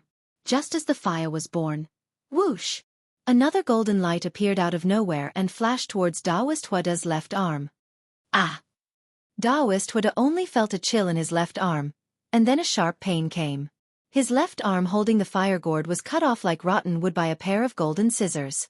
His left arm's defensive treasure armor didn't have any resistance. At the same time, just as the sharp pain came out, Xiaohua's right hand waved his Daoist robe. His action was even more natural than moving clouds and flowing water. In an instant, Daoist Huada could no longer sense the location of his fire gourd. This is this old man's life source magic treasure. Daoist Huada was simply going crazy. He schemed against Xiaohua's sword gourd, but he didn't think that Xiaohua was also scheming against his fire gourd. He hadn't even touched the sword gourd's hair, but Xiaohua's series of attacks had already caused him to lose the rice used to steal the chicken. Poof! Looking at Xiaohua again, he simply took advantage of Daoist Huada and didn't wait for Daoist Huada to come to his senses. He opened his mouth and several sword lights pierced towards Daoist Huada's heart. Suddenly, an indescribable palpitation appeared in Daoist Huada's heart. Ah! Daoist Huada couldn't help but exclaim, but just as he exclaimed, another sharp awl pierced into his Naiwan palace. How was this a fight? It was simply a one-sided slaughter. Daoist Huade couldn't imagine that Xiaohua's Daoist cultivation realm was lower than his, but his strength was actually far beyond his own. Moreover, Xiaohua's Confucian cultivation strength was even higher than his. At this time, Xiaohua wasn't fighting alone, but a Daoist cultivator, a Confucian cultivator was fighting.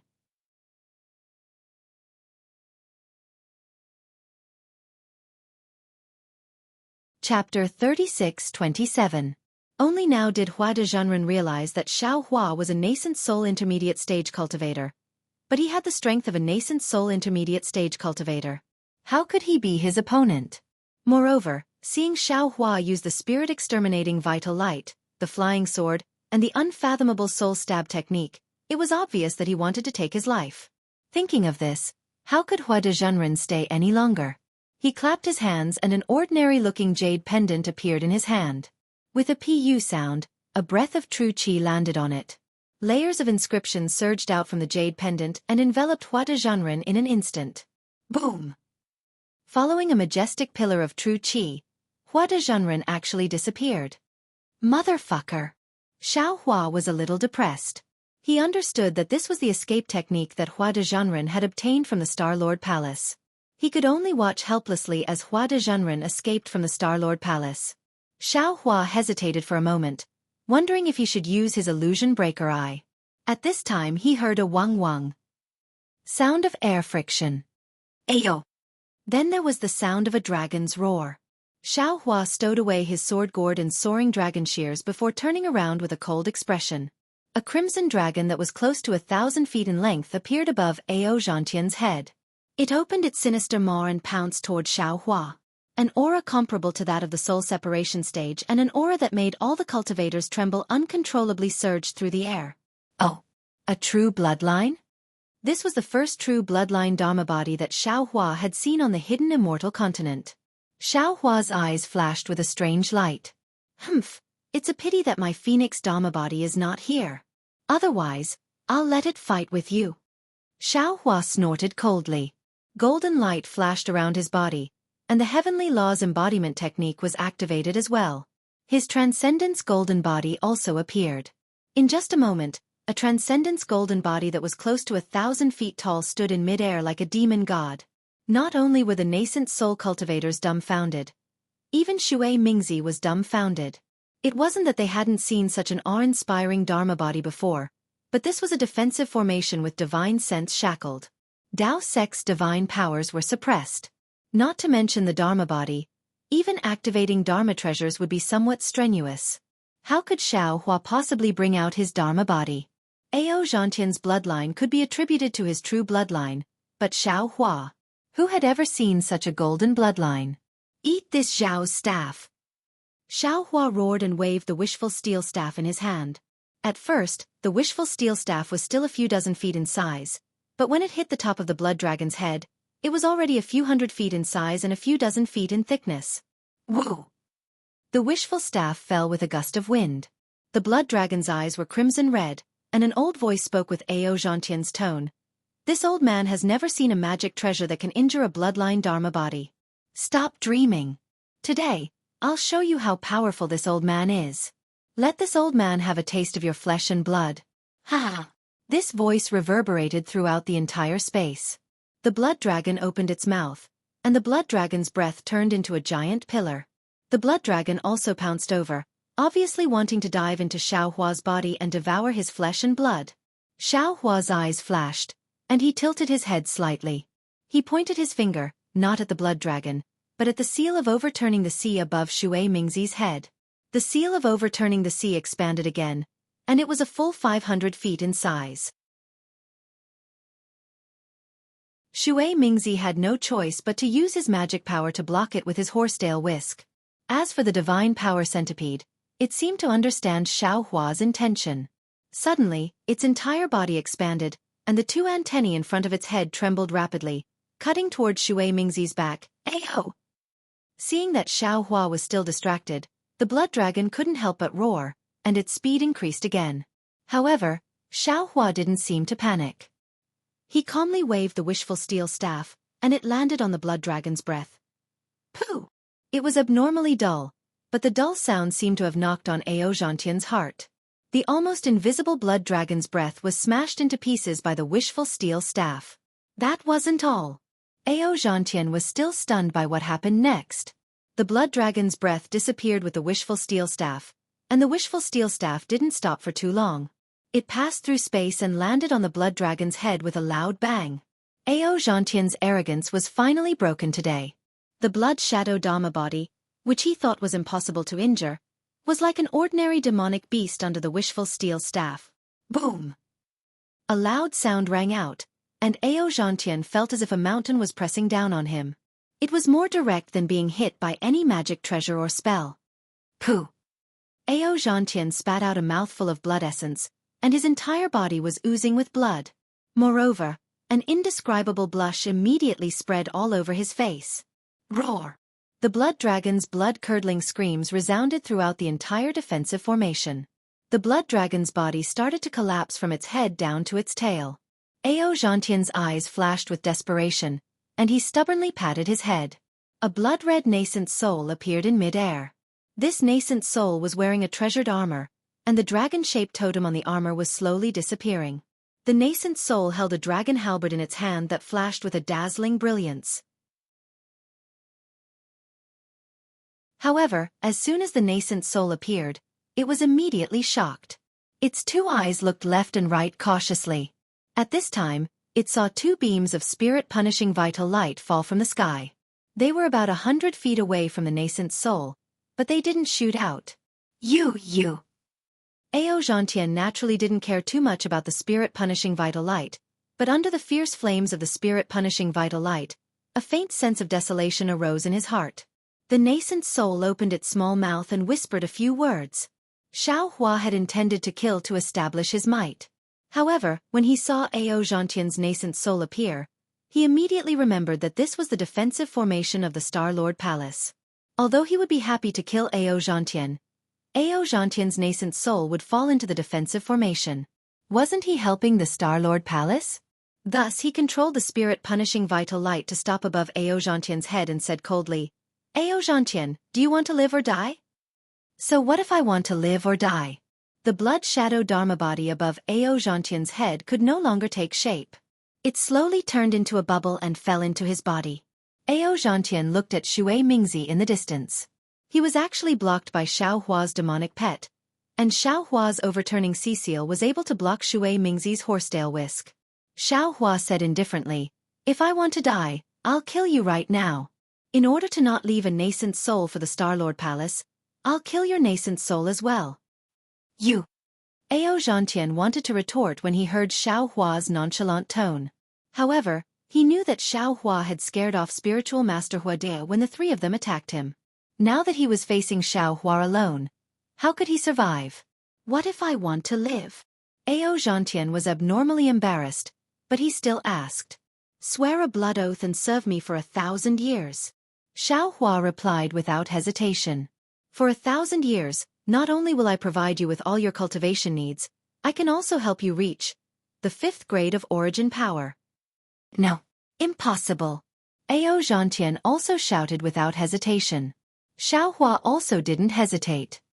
He pointed at the spirit-punishing vital light and said, Fine, since you don't want to live, then die. Spiritual Master Xiao, you've misunderstood Spiritual Master Xiao. Ao Zhantian hurriedly withdrew his nascent soul and shouted, What I meant was, what kind of good conditions do you have? Oh! Xiao Hua was slightly stunned. He stopped the spirit-punishing vital light and said indifferently, What's impossible? At this point, do you still have a choice? Then, Xiao Hua turned his head and looked at the dozens of nascent soul cultivators. His huge body was like a demonic god as he shouted, And you all, swear a blood oath immediately and serve me for 1,000 years. Otherwise, I'll kill you on the spot. Ah!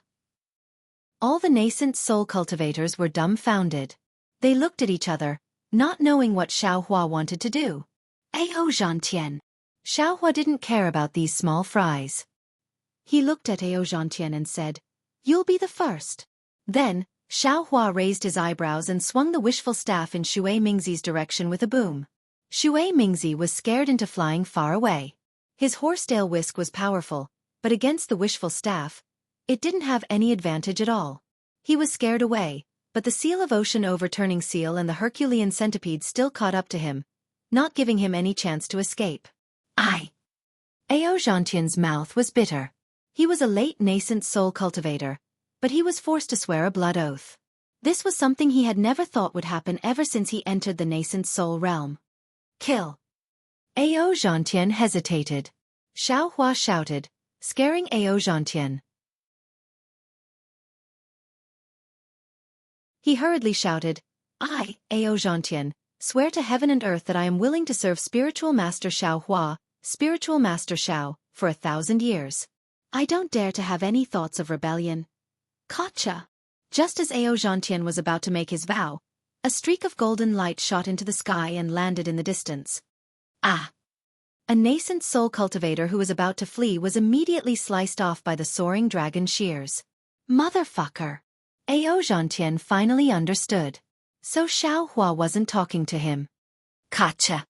A muffled sound rang out as a bolt of lightning struck down from above Ao Zhantian's head. A blood-red mark appeared between Ao Zhantian's eyebrows. The mark followed the bolt of lightning into the air and transformed into a thumb-sized rune. The rune was about to fly toward the bolt of lightning. However, Xiao Hua's eyes rolled up as a green light flashed between his eyebrows. He let out a soft sigh that sounded like the sigh of a demon god. Boom! The same bolt of lightning shot out. The rune actually changed direction and fell into the bolt of lightning. Then, it disappeared between Xiao Hua's eyebrows. This. Xiao Hua's divine ability was truly inconceivable. Ao Zhantian couldn't help but sigh. His originally sullen heart suddenly felt better. He had always been competitive, and not only had he offended Confucian cultivators, he had also offended many Taoist cultivators. Now that he had found a powerful backer, it wasn't necessarily a bad thing. And you all. Xiao Hua's voice was even more majestic than the usual lightning bolt. The dumbfounded nascent soul cultivators immediately came to their senses. It was time for them to make a choice.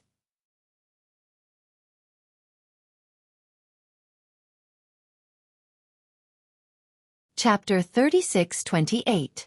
Of course, the nascent soul cultivators found this difficult to accept. However, when they saw the arrogant Ao Zhantian lower his head in disbelief, they then looked at the nascent soul cultivator who had just lost half of his shoulder and was now as pale as a sheet of paper, and finally at Shui Mingzi, who was trying to escape but was being held back by his demonic pet and magic treasure. How could they not have made the right choice? The dozens of nascent soul early and mid-stage cultivators all swore blood oaths, which were all taken away by Xiao Hua without exception. Then, Xiao Hua withdrew his heavenly laws embodiment technique and pointed with his finger. Go surround Shui Mingzi. Yes, the dozens of nascent soul cultivators couldn't even muster the will to resist. They responded in unison and surrounded Shui Mingzi. Only Ao Zhantian and the early-stage nascent soul cultivator named Xianxia were left in front of Xiao Hua. Seeing such a scene, Xianxia was at a loss of what to do. He didn't know whether to leave or stay. His eyes slightly turned as he looked at Xiao Hua. Xianxia, you can leave now. Xiao Hua ordered. Yes, thank you, senior. Xianxia came to his senses and hesitated. He bowed and flew into the distance. Ao Zhantian said indifferently, Taoist Xiao, although I swore a blood oath to follow your orders, if you don't respect me, I would rather self-detonate then.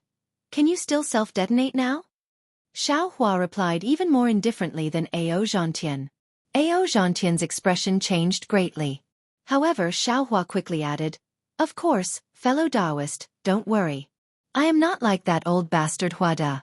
You will know my character in the future. All right. What else could Ao Zhantian say at this point? He looked at Shui Mingzi, who was surrounded by the nascent soul cultivators, and said in a low voice, This Shui Mingzi has some background. If you can subdue him, it will be of great benefit to you. Xiao Hua raised his eyebrows and nodded. Brother Ao, don't worry. In the Yaotai Mountain, he will either fall into the hands of the Star Lord Palace or me. I believe he will make his own decision. All right, I'll accompany you. Ao Zhantian said in a low voice. He was naturally unwilling to let Shui Mingzi escape after falling into Xiao Hua's hands. By the time Xiao Hua and Ao Zhantian arrived at the scene, Shui Mingzi had already put away his horsetail whisk and was hovering in mid-air. The seal of overturning the sea had already enveloped him from afar, and the divine power centipede had already activated its demonic chi to fly close to him. Shui Mingzi.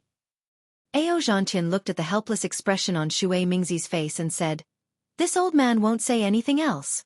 Previously, we all fell into that old bastard Huada's trap. Now that we have offended Taoist Xiao is quite magnanimous. He doesn't want our lives, but he wants us to serve him for 1,000 years. I know. Without waiting for Ao Zhantian to finish, Shui Mingzi waved his sleeves and said, Since I've made my choice, I won't regret it. However, This old man doesn't quite believe what Taoist Xiao said just now. Yes. Without waiting for Ao Zhantian to speak, Xiao Hua waved his hand and threw a jade box to Shui Mingzi. He said proudly, "Take a look at this first." This is. Shui Mingzi was a little stunned. He picked up the jade box with a strange expression. When he opened the jade box, he saw a golden light flashing inside. It was a 10,000-year-old human essence. He was stunned for a long while before he came back to his senses. He hurriedly closed the jade box and said, "I'm willing to serve Taoist Xiao Hua for 1,000 years. All right." Xiao Hua accepted Shui Mingzi's blood oath. Seeing that Shui Mingzi was about to return the jade box to him, he said with a smile, "I'll bestow this item to you." "No. No way." Shui Mingzi's mouth fell open. He couldn't believe his ears. "Taoist Xiao, this item. I told you to take it, so take it." Xiao Hua was displeased. He took out another jade box and threw it to Ao Zhantian. "I just happened to get some. Take it as a greeting gift." Ao Zhantian had been curious for a long time. He took the jade box and hurriedly opened it to take a look. His eyes flashed with astonishment. He didn't stand on ceremony and hurriedly accepted the jade box. He bowed and said, "Taoist Zhao's fortune is truly beyond our reach. We've searched several spell formations, but we couldn't find any useful ones. I didn't expect Taoist Xiao to obtain such a bountiful harvest in such a short period of time. I thank Taoist Xiao for his generous gift." "You're welcome." Xiao Hua waved his hand. "I don't have many of these items. You've all gotten a bargain. Thank you, Taoist Xiao."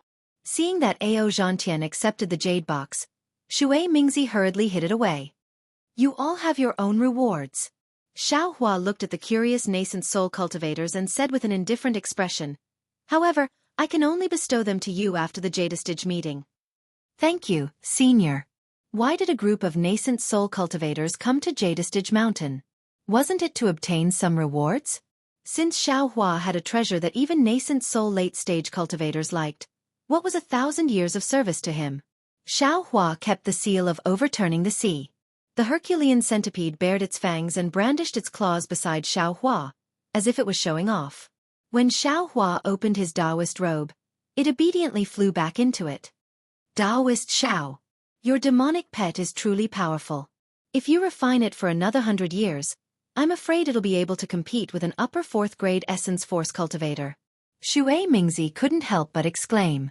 Xiao Hua smiled and replied, "How would I have the time to refine it? Let it cultivate by itself." Shui Mingzi opened his mouth as if to say something, but he stopped himself. "Taoist Xiao, what should we do now?" Ao Zhantian said with a bitter expression. "I can't help Taoist Xiao with my injuries on Jadestige Mountain. There's no need for you to help." Xiao Hua's body flashed with golden light again, and the mountain river seal flew out. He said, "Come in and rest. I'll let you out once we leave Jadestige Mountain." This. Ao Zhantian wasn't like Su Tingzi. He frowned and said, "If I enter the nation weapon, won't my life follow Taoist Xiao? If Taoist Xiao dies on Jadestige Mountain, won't I also be doomed? If you don't go in, can you walk out of Jadestige Mountain alive?" Xiao Hua replied. "Moreover, do you think you can live longer than me?" Shui Mingzi was also hesitant. He asked, "Taoist Xiao, this nation weapon is used by Confucian cultivators to suppress our Taoist sections. Although we don't mind going in, can it suppress dozens of us at the same time?" "It's only 30 or so, no problem," Xiao Hua said confidently. "This junior is willing to go in." The injured nascent soul cultivator hurriedly said, as if he wanted to redeem himself by doing good deeds, but also as if he was really afraid of dying inside the formation. Xiao Hua waved his hand, and a stream of dragon qi rushed out, immediately sucking him in. Of course, at the same time, Xiao Hua pointed his hand and landed on the top of his head. When he lost consciousness, he used his mind to send him into the space. Although there was a first, the others were still hesitant.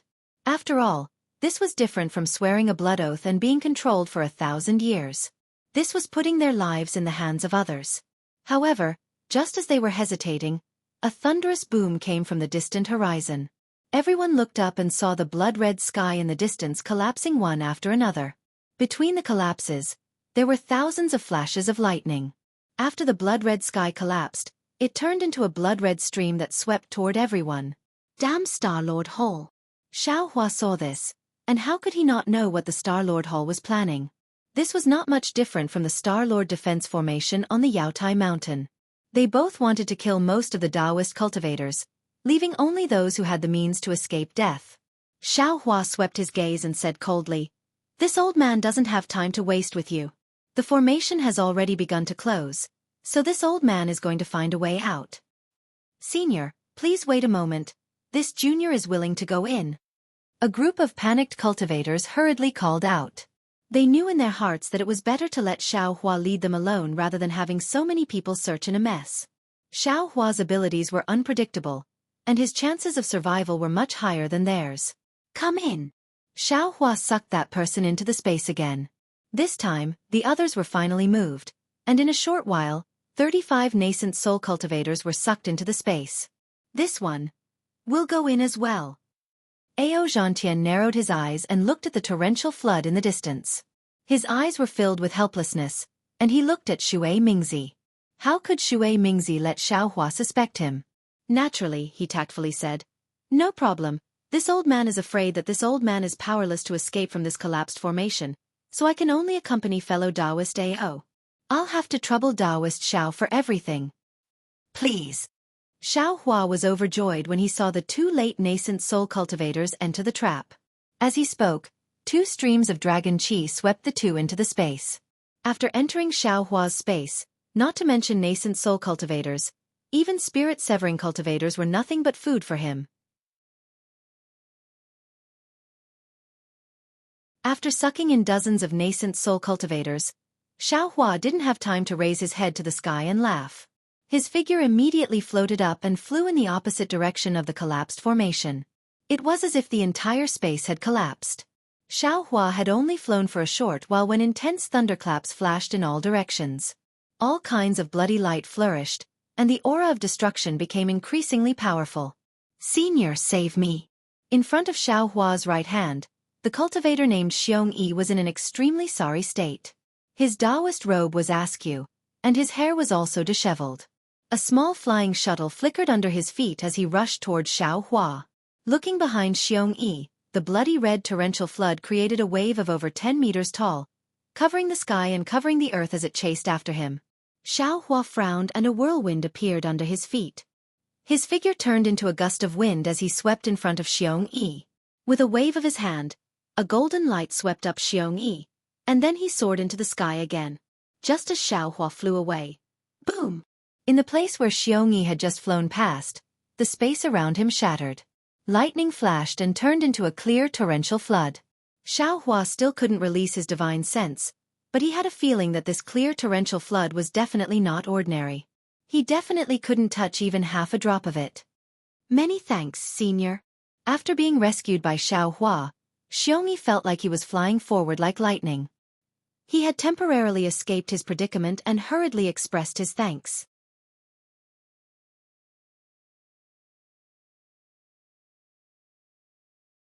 Chapter 36-29. Hearing this, Xiaohua withdrew his gaze and replied indifferently, "You're welcome." After he finished speaking, his heart skipped a beat and he asked, "Are there any other cultivators ahead?" "No." Xiongyi answered honestly, "I've been flying for a long time and haven't seen any cultivators." Hearing this, Xiaohua thought for a moment and asked, How did you follow Hua de Zhenren?" Hearing Xiaohua ask about the ambush, Xiongyi didn't dare to hide anything and hurriedly told him the whole story. As Xiaohua expected, Hua de Zhenren had the same plan as Xiaohua. In addition to obtaining treasures in the Jade Pavilion Conference, he also wanted to win over a group of nascent soul cultivators. Therefore, long before the blood-red star streaked across the sky, there were already a dozen nascent soul cultivators gathered in the defensive formation of the Jade Mountain. Including Ao Zhantian and Shui Mingzi, there were already more than 30 cultivators in the defensive formation of the Sand Island.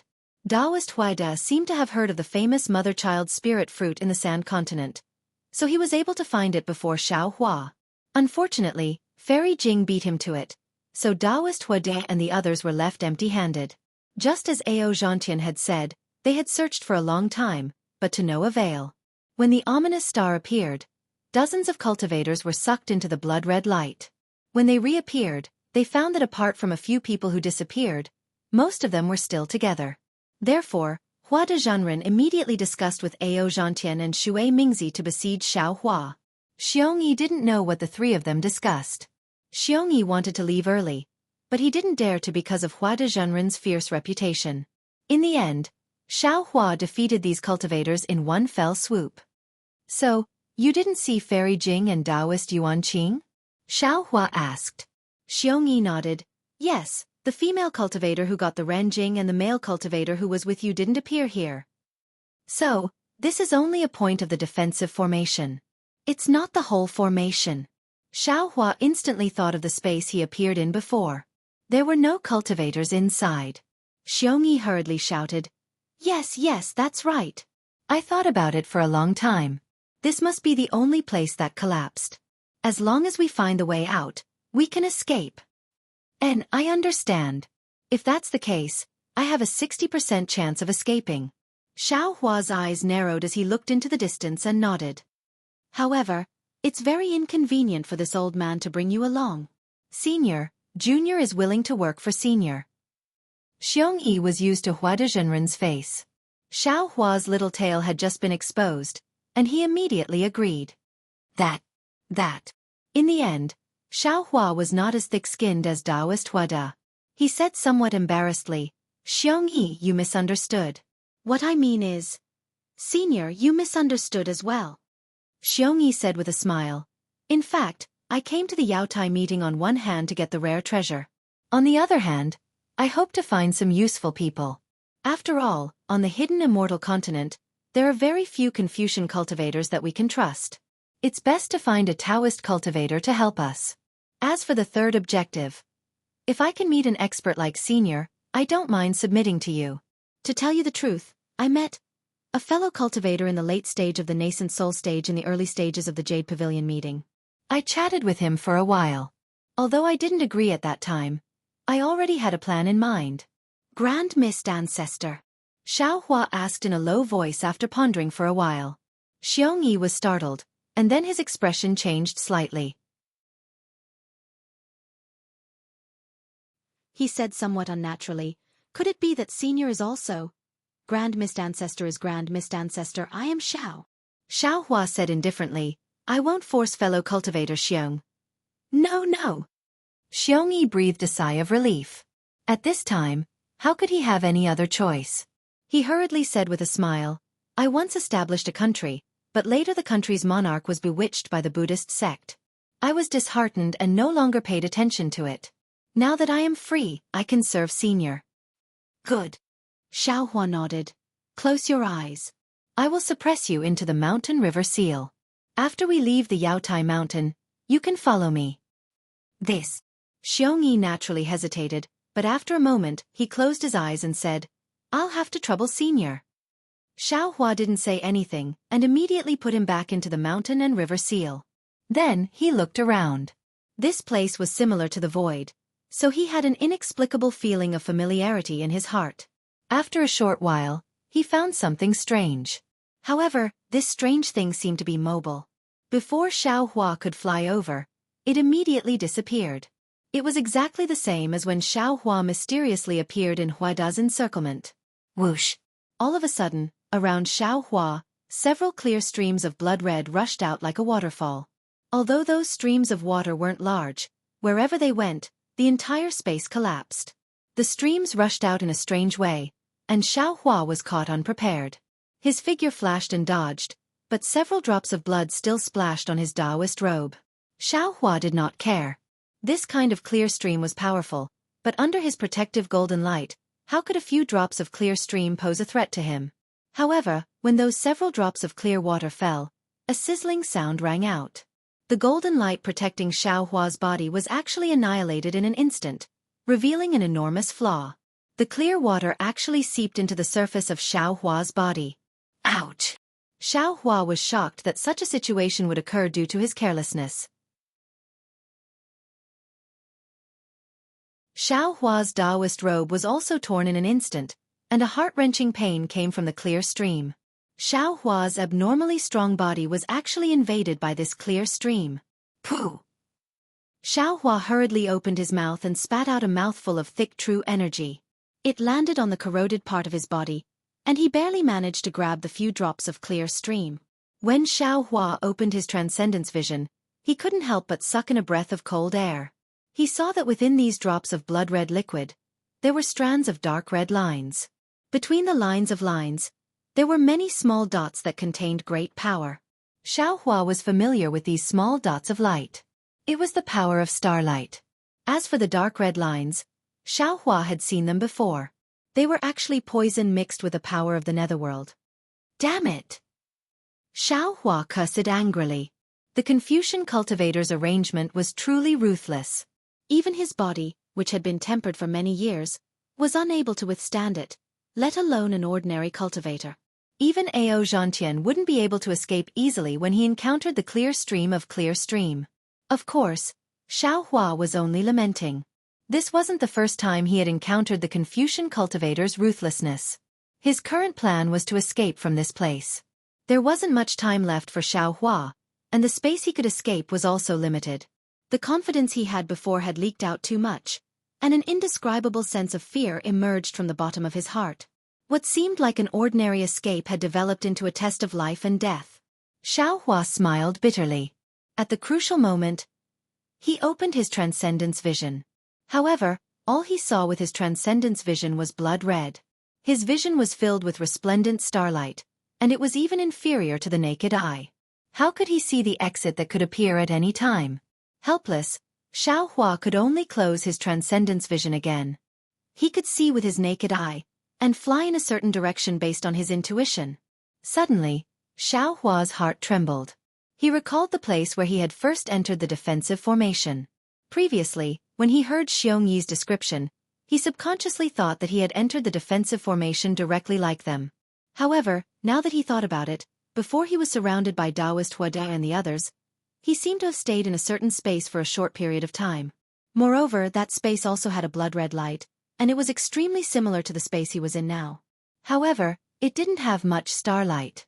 Thinking of this, Xiao Hua suddenly raised his head to look at the starry sky. Sure enough, the ominous star with a tail was emitting a strange and mysterious light. The stars around this ominous star were abnormally resplendent, and this resplendent light was flashing with a bloody aura. One by one, the tails grew out of these stars. Needless to say, these stars should all be a part of this defensive formation. If others look at this place from the stars, they should also be a star that is also burning with brilliance. The space I entered earlier should also be a part of the defensive formation. However, that part is between the stars, or perhaps it's the fault of the defensive formation. Xiao Hua suddenly realized. There. That's right, it's there. Since Xiao Hua understood, it was very easy for him to find the place he came out from. Looking at the sky, there was clearly no mark. Even if one's divine sense swept over, it would be impossible to find that place different from other places. However, Xiao Hua's eyes could see that it was the place he came from. Not good. Xiao Hua identified the direction and immediately cried out bitterly in his heart, because that place was already on the verge of the collapse of the defensive formation. The blood-red clear stream in the space would annihilate his only way out in a few moments. Xiao Hua activated the lightning escape technique without hesitation.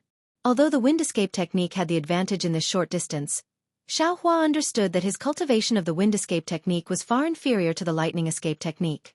At this time, if he used his full strength, there was still hope that he could arrive before the space collapsed. Rumble! Tens of thousands of tiny threads of lightning appeared on the surface of Xiao Hua's body. Xiao Hua turned into a bolt of lightning and rushed towards the exit of the defensive formation. However, Xiao Hua was already going all out. The nascent soul in his body was also rubbing its hands anxiously. Several bolts of lightning entered the void to help Xiao Hua, but the blood-red stream soared into the sky. As long as it fell, Xiao Hua's path of survival would be cut off. Although it was not certain that Xiao Hua would die, the chances were slim. Confucian cultivator Xiao Hua, quickly help me. At such a critical moment, Xiao Hua's heart suddenly brightened and he cried out in his mind. Little Shang is coming. Confucian cultivator Xiao Hua waved his hands, opened his mouth, and recited, drums and thunder resound, swords and spears tremble in the wind and frost. For generals admonish, 10 generals start first. As soon as this inexplicable poem came out, it immediately turned into a bolt of lightning condensed from armor inscriptions. Inside Xiao Hua's lower dantian, the 5 qi righteous thunder immediately rolled. Following this bolt of lightning, it rushed into Xiao Hua's body and fell on the surface of his body. Boom! Xiao Hua felt his body become light. A feeling of soaring immortality arose spontaneously. Immediately, Xiao Hua's speed suddenly increased by several times. Like a stream of light, he rushed into the sky without anything special.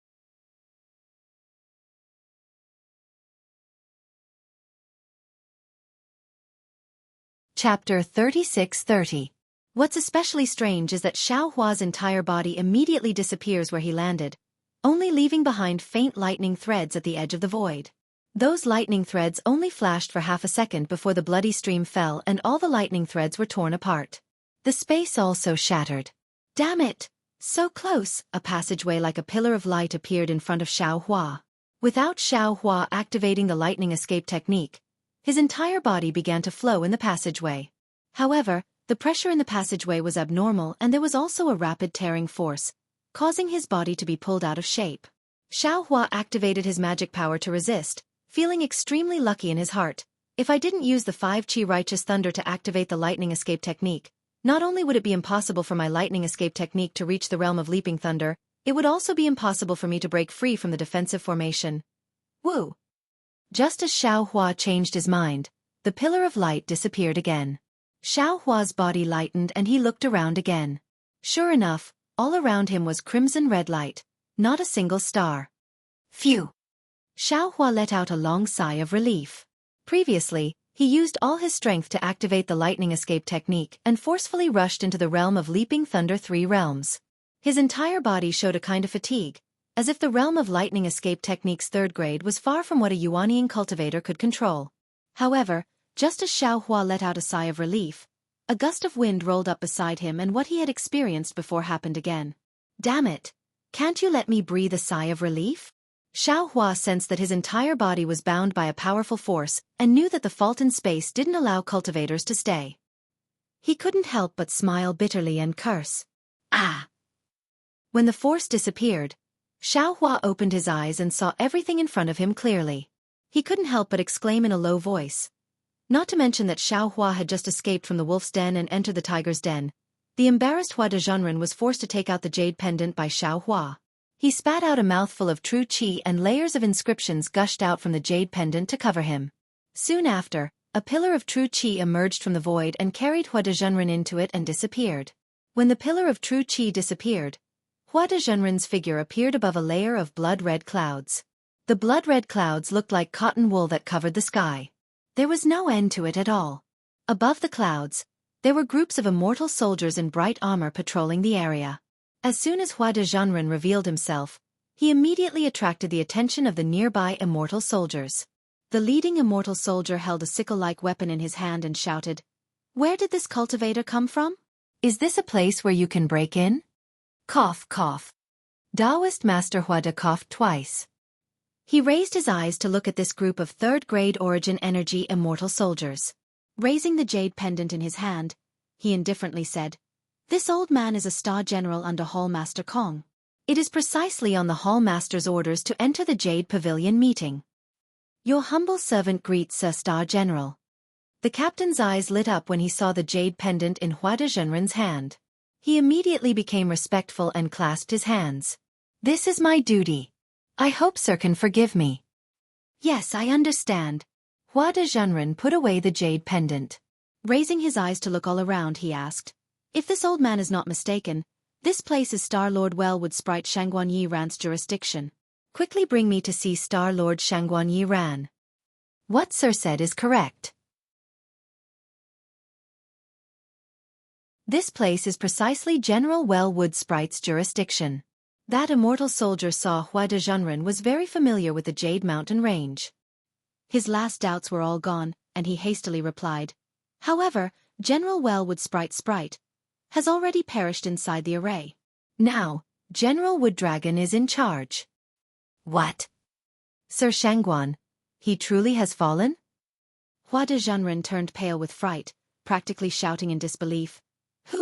Who has such magic energy? However, when he asked this, Hua de Zhenren suddenly thought of something and hastily shouted, Quickly bring me to see Sir Linghu. Quickly.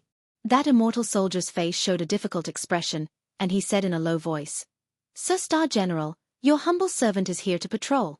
Without Sir Star General's orders, I absolutely do not dare leave. Furthermore, my Wellwood Sprite Star Array brothers have only recently come into contact with Sir Linghu. Your servant does not dare. Impudent! Hua de Zhenren furiously roared. This old man has an important matter to report to Hall Master Kong. This is an urgent matter. If there is a delay, can you bear the responsibility? This. The immortal soldier hesitated and hastily asked, I wonder what Sir's important matter is. You are not qualified to know. Hua de Zhenren sneered. However, this old man can reveal a little. If this matter is not false, it should be related to the fall of General Wellwood Sprite. Good sir, please follow your humble servant. When the immortal soldier heard that it was related to Shangguan Yi Rant's death, he did not dare to be negligent. He hastily ordered the rest of the immortal soldiers to continue patrolling. He took out a flying boat and placed it in the air. He invited Hua de Zhenren to board the flying boat, and he himself drove the flying boat to rush into the clouds. The flying boat produced clouds and carried the two of them to a place at lightning speed. Above the crimson clouds, there were many patrolling immortal soldiers. There were also many immortal generals riding flying beasts and patrolling everywhere. Hua de Zhenren standing on the flying boat naturally attracted the attention of the patrolling immortal soldiers. However, the immortal soldier driving the flying boat took out a small triangular flag from his bosom and stuck it on the bow of the boat. Those immortal soldiers and immortal generals who were about to fly over stopped. After the time to drink a cup of tea, more and more soldiers and horses appeared in front of them. Moreover, there was a row of tents above the clouds. The immortal soldier did not dare to drive the flying boat again. He asked Hua de Zhenren to disembark from the flying boat and said with a smile, Sir, please wait a moment. This is the border between Wood Sprite Well and Wood Dragon Horn. This humble servant does not dare to cross. Sir Linghu should be in the barracks. This humble servant will send a message. After saying that, the immortal soldier pulled the triangular flag from the bow of the boat. He opened his mouth and a mouthful of true chi fell on the triangular flag. The small flag turned into a streamer of light and disappeared into the barracks. A moment later, a tall immortal general flew out from inside the barracks. In his hand was that triangular flag. Looking at the immortal soldier and Hua de Zhenren, he coldly said, Who are you waiting for to issue the command flag? Is there some urgent military matter? Reporting to Sir, this humble servant is Wood Sprite Well's 13 Barracks 7th Squad Captain, Zhou Hong. The command flag was issued by this humble servant. That immortal soldier hastily bowed and saluted. This is Hall Master Kong's Star General. He has news of the death of our Wood Sprite Well's general. You and the others follow Mojia. When that immortal general heard this, he did not dare be neglectful. Turning around, he brought Hua de Zhenren and Zhou Hong to fly into the barracks. Entering the barracks, Hua de Zhenren's gaze swept around.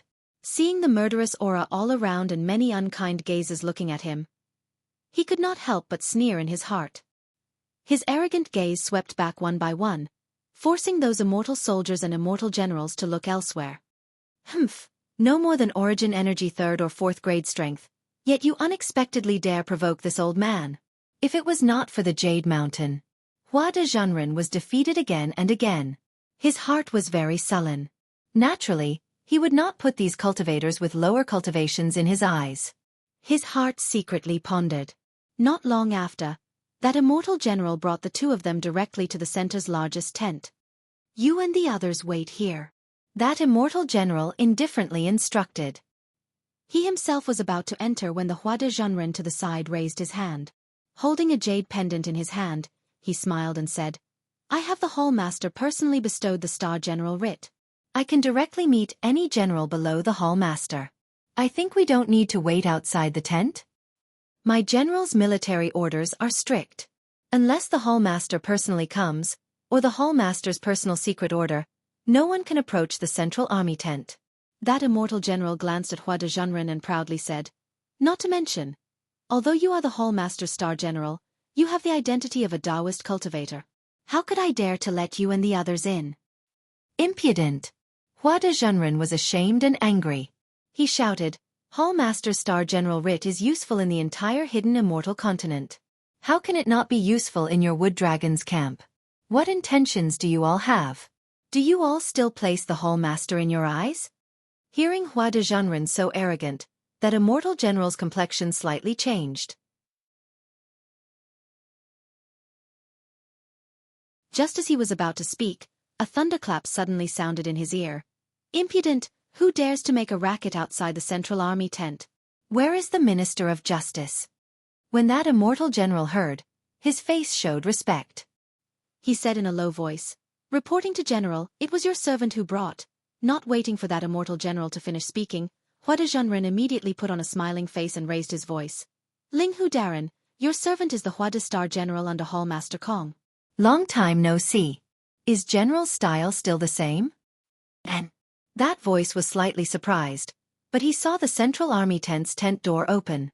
A 5 chi tall lean man wearing leather armor and holding a sword in his bosom walked out. Looking up and down, he coldly said, "Hua de Star General? Is it you who is making a racket in front of the central army tent?" Hua de Zhenren looked at that man, but he did not recognize him.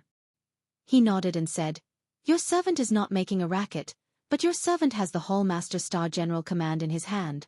Furthermore, your servant has information regarding Shangguan Darren's fall. I only ask you, is it you who is making a racket in front of the central army tent?" That man interrupted Hua de Zhenren, coldly saying.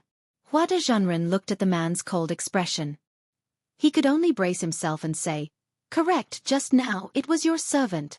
According to the 4th article of the military order, those who make a racket in front of the central army tent without reason will be beheaded without pardon." That man recited word by word. Immediately, he raised the sword in his bosom. Wang!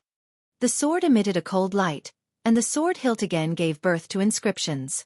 When these inscriptions rolled, an ice-cold killing intent rushed forth from the surrounding barracks. This killing intent made Hua de Zhenren have no choice but to shrink his neck. Clang! The sword in the man's hand let out a cry.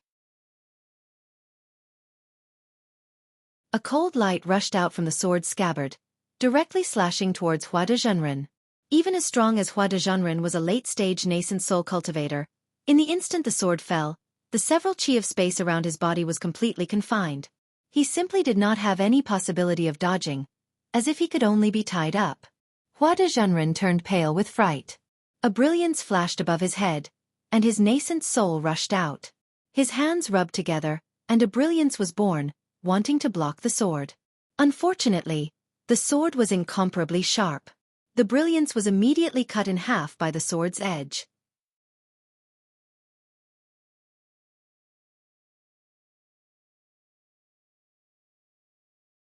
Chapter 36-31.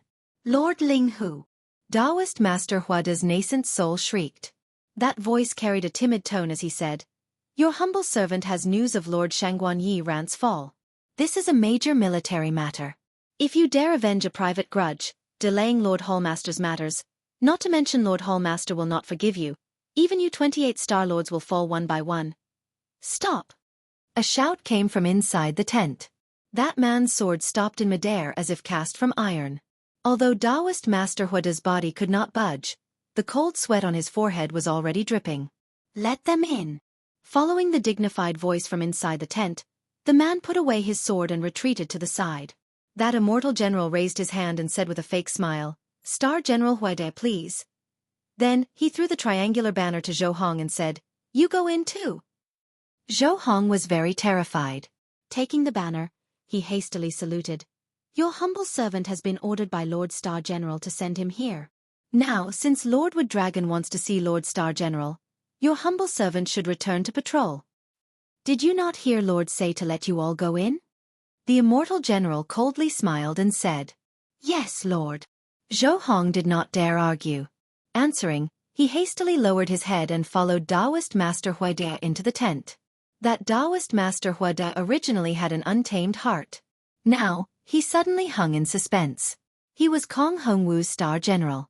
Although his position could not compare to Star Lords like Jing Mushuan and Wood Dragon, his position in Star-Lord Hall was somewhat aloof. Ordinarily, he did not need to have any dealings with these Star Lords. However, he had interacted with Jing Mushuan a few times and was considered familiar. He actually did not have any dealings with Wood Dragon. However, he had heard Jing Mushuan talk about the Wood Dragon. Therefore, he knew that the Wood Dragon was Kong Hongwu's confidant. Jing Mushuan hadn't said anything bad about the Wood Dragon. However, the disdain in her tone was very obvious. But as long as one was human, there would always be preconceived notions. Admittedly, Taoist Master Huide had never seen Wood Dragon before, but based on Jing Mushuan's words, he already had a somewhat bad impression of Wood Dragon. This time, he had heard that the Wood Dragon well had perished, and that the Wood Dragon horn had taken over. So, he couldn't help but feel a little indignant. Unfortunately, Taoist Master Huide hadn't even seen the Wood Dragon yet. So, the army outside the tent had already given him a show of strength. And this had made him lose face. Moreover, he couldn't help but have a bad feeling in his heart when he heard that the Wood Dragon had given Zhou Hong money. Sure enough, when Huada Zhenren entered the tent, he saw that the inside of the tent was very simple. Other than a jade table, there was a pot on it. There were a few ordinary-looking token arrows in it. It was the middle-aged scholar sitting behind the jade table. The Confucian scholar held an ancient book in his hand and was reading it with great interest. There was not a trace of any special aura around his body. Even his eyes that were staring at the ancient book and his hand that was holding the book, other than being especially long and slender, he was no different from an ordinary student. Huada Zhenren did not dare to be negligent. He walked to the center of the tent, clasped his hands, and respectfully said, "General Jin Yuda greets General Linghu." Zhou Hong behind Taoist Master Huada hastily knelt down. His mouth trembled as he said in a low voice, Little Zhou Hong greets General." Who would have thought that Linghu Pairen wouldn't even respond? His eyes didn't even move away from the book. Taoist Master Huada awkwardly clasped his hands and stood there. He was somewhat at a loss. He admittedly had practiced for thousands of years. But he was very clear in his heart that this Confucian scholar was not only older than him, but also stronger than him. Not to mention, there were many cultivators around the military camp who were on par with him. Therefore, he slightly clenched his teeth. He didn't withdraw his clasped hands and slightly bowed waist. Anyway, his etiquette was enough. He wasn't afraid of Linghu Pairen playing any tricks. In less than half a cup of tea's time, Linghu Pairen seemed to have finished reading a page. He naturally dipped his hand in some saliva and turned to the next page. At this time, he raised his eyelids. His pitch-black eyes swept past Taoist Master Huada. Then, his eyes fell on Zhou Hong. He faintly said, "Zhou Hong, do you know your crime?" Little. What crime did this little one commit? Zhou Hong was baffled. He forgot to kowtow and hastily asked, "You didn't abide by military rules. You didn't patrol within your own defensive area. You rashly brought a Taoist disciple to my Hornwood Dragon Army's camp. Isn't this a great crime of colluding with the enemy?" "Si, sir." Zhou Hong was stunned. He looked at Linghu Pairen and then looked at Taoist Master Huada. He shouted, "Although this sir is a Taoist cultivator, but he holds the Hall Master Star General Command Tablet. This little one has already examined it. There is no mistake. Moreover, this sir has news about Sir Well Mushue's death. He wants to report to the Hall Master about an important matter. This little one didn't dare to delay. So, this little one sent this sir over. General Linghu, is there some misunderstanding here?" Taoist Master Huade also opened his mouth and said, "Although this general has never seen General, I can be acquainted with General Well Mushue. This is this General's Star General Command Tablet. General, please take a look." Unfortunately, Linghu Pairen simply didn't pay attention to him. His gaze coldly swept past. That fierce gaze seemed to be able to penetrate Taoist Master Huada's body. "How can you casually make a racket in the military camp? Did this general allow you to speak?" Taoist Master Huada's hand once again froze in place, not daring to move. He was afraid to hear that, "Where is the army advisor?" Fortunately, Linghu Pairen did not call for the army advisor. Rather, he extended his hand, and from who knows where, he pulled out a jade pupil tablet and tossed it to Zhou Hong. He faintly said, "Take a look." "Yes." Zhou Hong very carefully received it. Clear light flashed in his eyes, but a moment later, his face was deathly pale. Large beads of sweat dripped down his forehead. Immediately he kowtowed. "General, spare me." This little one did not know that this Sir Star General Command tablet had already been abolished. This little one did not receive the order at all. "Where is the army advisor?" Linghu Pairen did not waste words, ordering. "Yes, sir." The army advisor's hand clasped a sword as he entered. Linghu Pairen took out a token arrow from the token pot and said, "Go investigate whether or not this Zhou Hong spoke the truth. If it is, see who dares to delay the military. Bring that person's head. If Zhou Hong is lying, bring Zhou Hong's head." After he finished speaking, an inscription flew out of Linghu Pairen's mouth and landed on the token arrow. That token arrow floated with a bloodlight and flew into the army advisor's hand. "Yes, sir." The army advisor received the order. He extended his hand and dragged the trembling Zhou Hong out of the tent. The pitiful Zhou Hong. Any way it was put, he was still a third-grade essence energy cultivator, equivalent to a Taoist golden core cultivator. Now, he was taken away like a little chick. Hiss. Taoist Huada sucked in a cold breath. He understood in his heart that this was not Linghu Pairen trying to intimidate him. Rather, he had rashly entered Yaotai Mountain, offending Kong Hongwu. Thinking of Linghu Pairen's ruthlessness, Taoist Huada did not dare say a word. He only clutched the Star General Command tablet that he had previously been proud of. Now, it had already become trash. He calmly stood there, the veins on his hands slightly protruding. "You are now a Taoist cultivator. According to my military discipline, trespassing into my army is to be beheaded." Linghu Pairen set down the scroll in his hand and indifferently said, "However, you were previously Lord Hallmaster Star General. You have made some contributions to my Star Lord Hall. I cannot arbitrarily decide." Phew! Hearing this, Taoist Huada's hanging heart immediately settled. The veins on his hand disappeared, and he hastily bowed. "Many thanks for General Linghu's tolerance. Would Lord Hallmaster?" Linghu Pairen rose and walked to the front of the command table. He fished out a diamond-shaped command tablet from his bosom and used his hand to pat the top of his head. 3 colored true qi bubbled forth, falling onto the command tablet. The command tablet gave birth to an auspicious cloud that floated behind the command table. Immediately, a wisp of overwhelming qi emerged from the void and gathered above the auspicious cloud. In an instant, Kong Hongwu's figure appeared. "This general greets Lord Hallmaster." Linghu Pairen bowed in salute. Taoist Huada did not dare be neglectful, also saluting. "This general greets Lord Hallmaster." Kong Hongwu waved his hand and said, "Linghu, rise." "Yes, Lord." Linghu Pairen straightened up, no longer speaking. Kong Hongwu's gaze swept past Taoist Huada and coldly said, "This old man is Star-Lord Hall's Hallmaster, but you are not Star-Lord Hall's Star General. There is no need to call yourself this general. This old man knows that my Star-Lord Hall's temple is small and cannot accommodate a great deity like the Taoist. The Taoist can freely search for his own destiny on this Jade Mountain." Lord Hallmaster. Taoist Huada's face was deathly pale.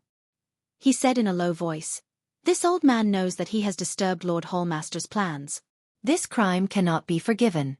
This old man does not seek to obtain Lord Hallmaster's forgiveness. This old man only wishes to report a few secrets that this old man knows to Lord Hallmaster. Afterwards, this old man himself will enter the array to meet his death." "Speak." Kong Hongwu's face was still calm as water as before, indifferently saying. Taoist Huada did not dare beg for forgiveness too much, nor did he dare speak of his previous contributions. He was afraid that Kong Hongwu would not give him the chance to speak. Now that he was allowed to speak, his heart was already secretly delighted. He hastily said, "Good Lord Hallmaster knows. This old man discovered a cultivator who concealed his cultivation at the Jade Pavilion gathering. Furthermore, This old man previously knew that General Jingmu fell inside the imperial array. In all likelihood, Lord Hallmaster has not yet found the true culprit, so this old man braved death to report to Lord Hallmaster. Who? Kong Hongwu's brows trembled. It was as Daoist Huada said. In his fury, Kong Hongwu already dispatched people to begin investigating the truth. However, the entire Jade Mountain was inside the Great Array. Especially after the array changed, with Jingmu falling, the immortal soldiers and immortal generals in the Star Array were already somewhat disorganized. The news of Daoist Huada's Star General token being crippled did not reach Zhou Hong's place. This was clear proof. Furthermore, the immortal generals that had seen Xiao Hua were more or less killed by Xiao Hua. Kong Hongwu honestly could not find the Xiao Hua that killed Jingmu for the time being. Xiao Hua! Daoist Huada did not dare beat around the bush, directly saying Xiao Hua's name. As expected, it was him. Kong Hongwu's eyes slightly narrowed, as if this did not exceed his expectations. Furthermore, Linghu Pairen's brows rose, his eyes flashing with a strange light. Daoist Huada was slightly startled. This information was his final straw. Now, it seemed that it truly was a straw. He hastily shouted, "Lord Hallmaster is wise. It is Xiao Hua."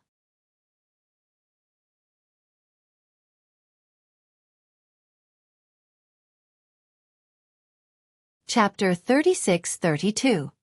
Hearing Daoist Master Huada be so certain, Kong Hongwu looked at him with interest, indifferently asking, "How do you know?" Daoist Master Huada was delighted in his heart, hastily recounting Xiao Hua's actions in detail. Finally he added, "This one heard that General Shangguan was killed, and Xiao Hua just happened to be nearby. This guy is most adept at hiding his cultivation. This must be his doing." "Linghu, what do you think?" Kong Hongwu seemed to have thought of something, unexpectedly smiling as he asked Linghu Pairen. Linghu Pairen glanced at Daoist Master Huada, bowing to Kong Hongwu. This one is more interested in Xiao Hua, however. It seems that there is already no meaning now.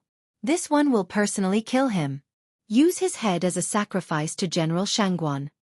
This one is also willing to atone for his crimes and assist General Linghu in killing Xiao Hua, to avenge General Shangguan. Daoist Master Huada immediately seized the opportunity, bowing as he spoke. "Atone for your crimes?"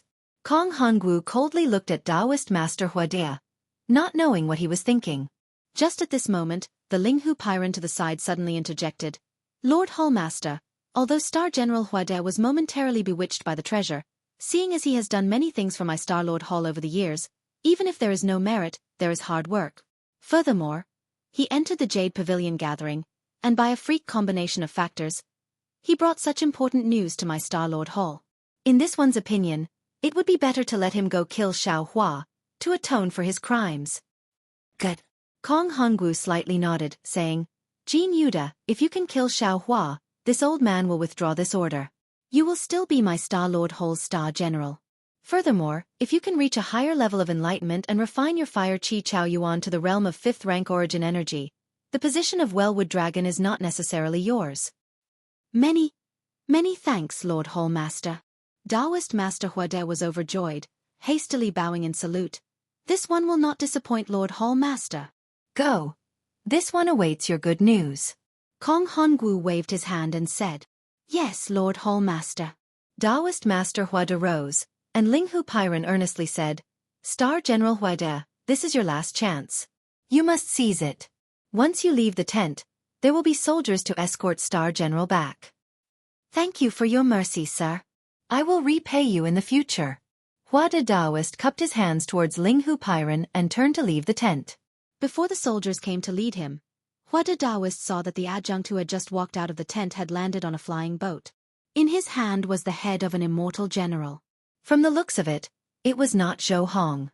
When the adjunct's gaze swept over Huada Daoist actually felt a slight chill on his neck.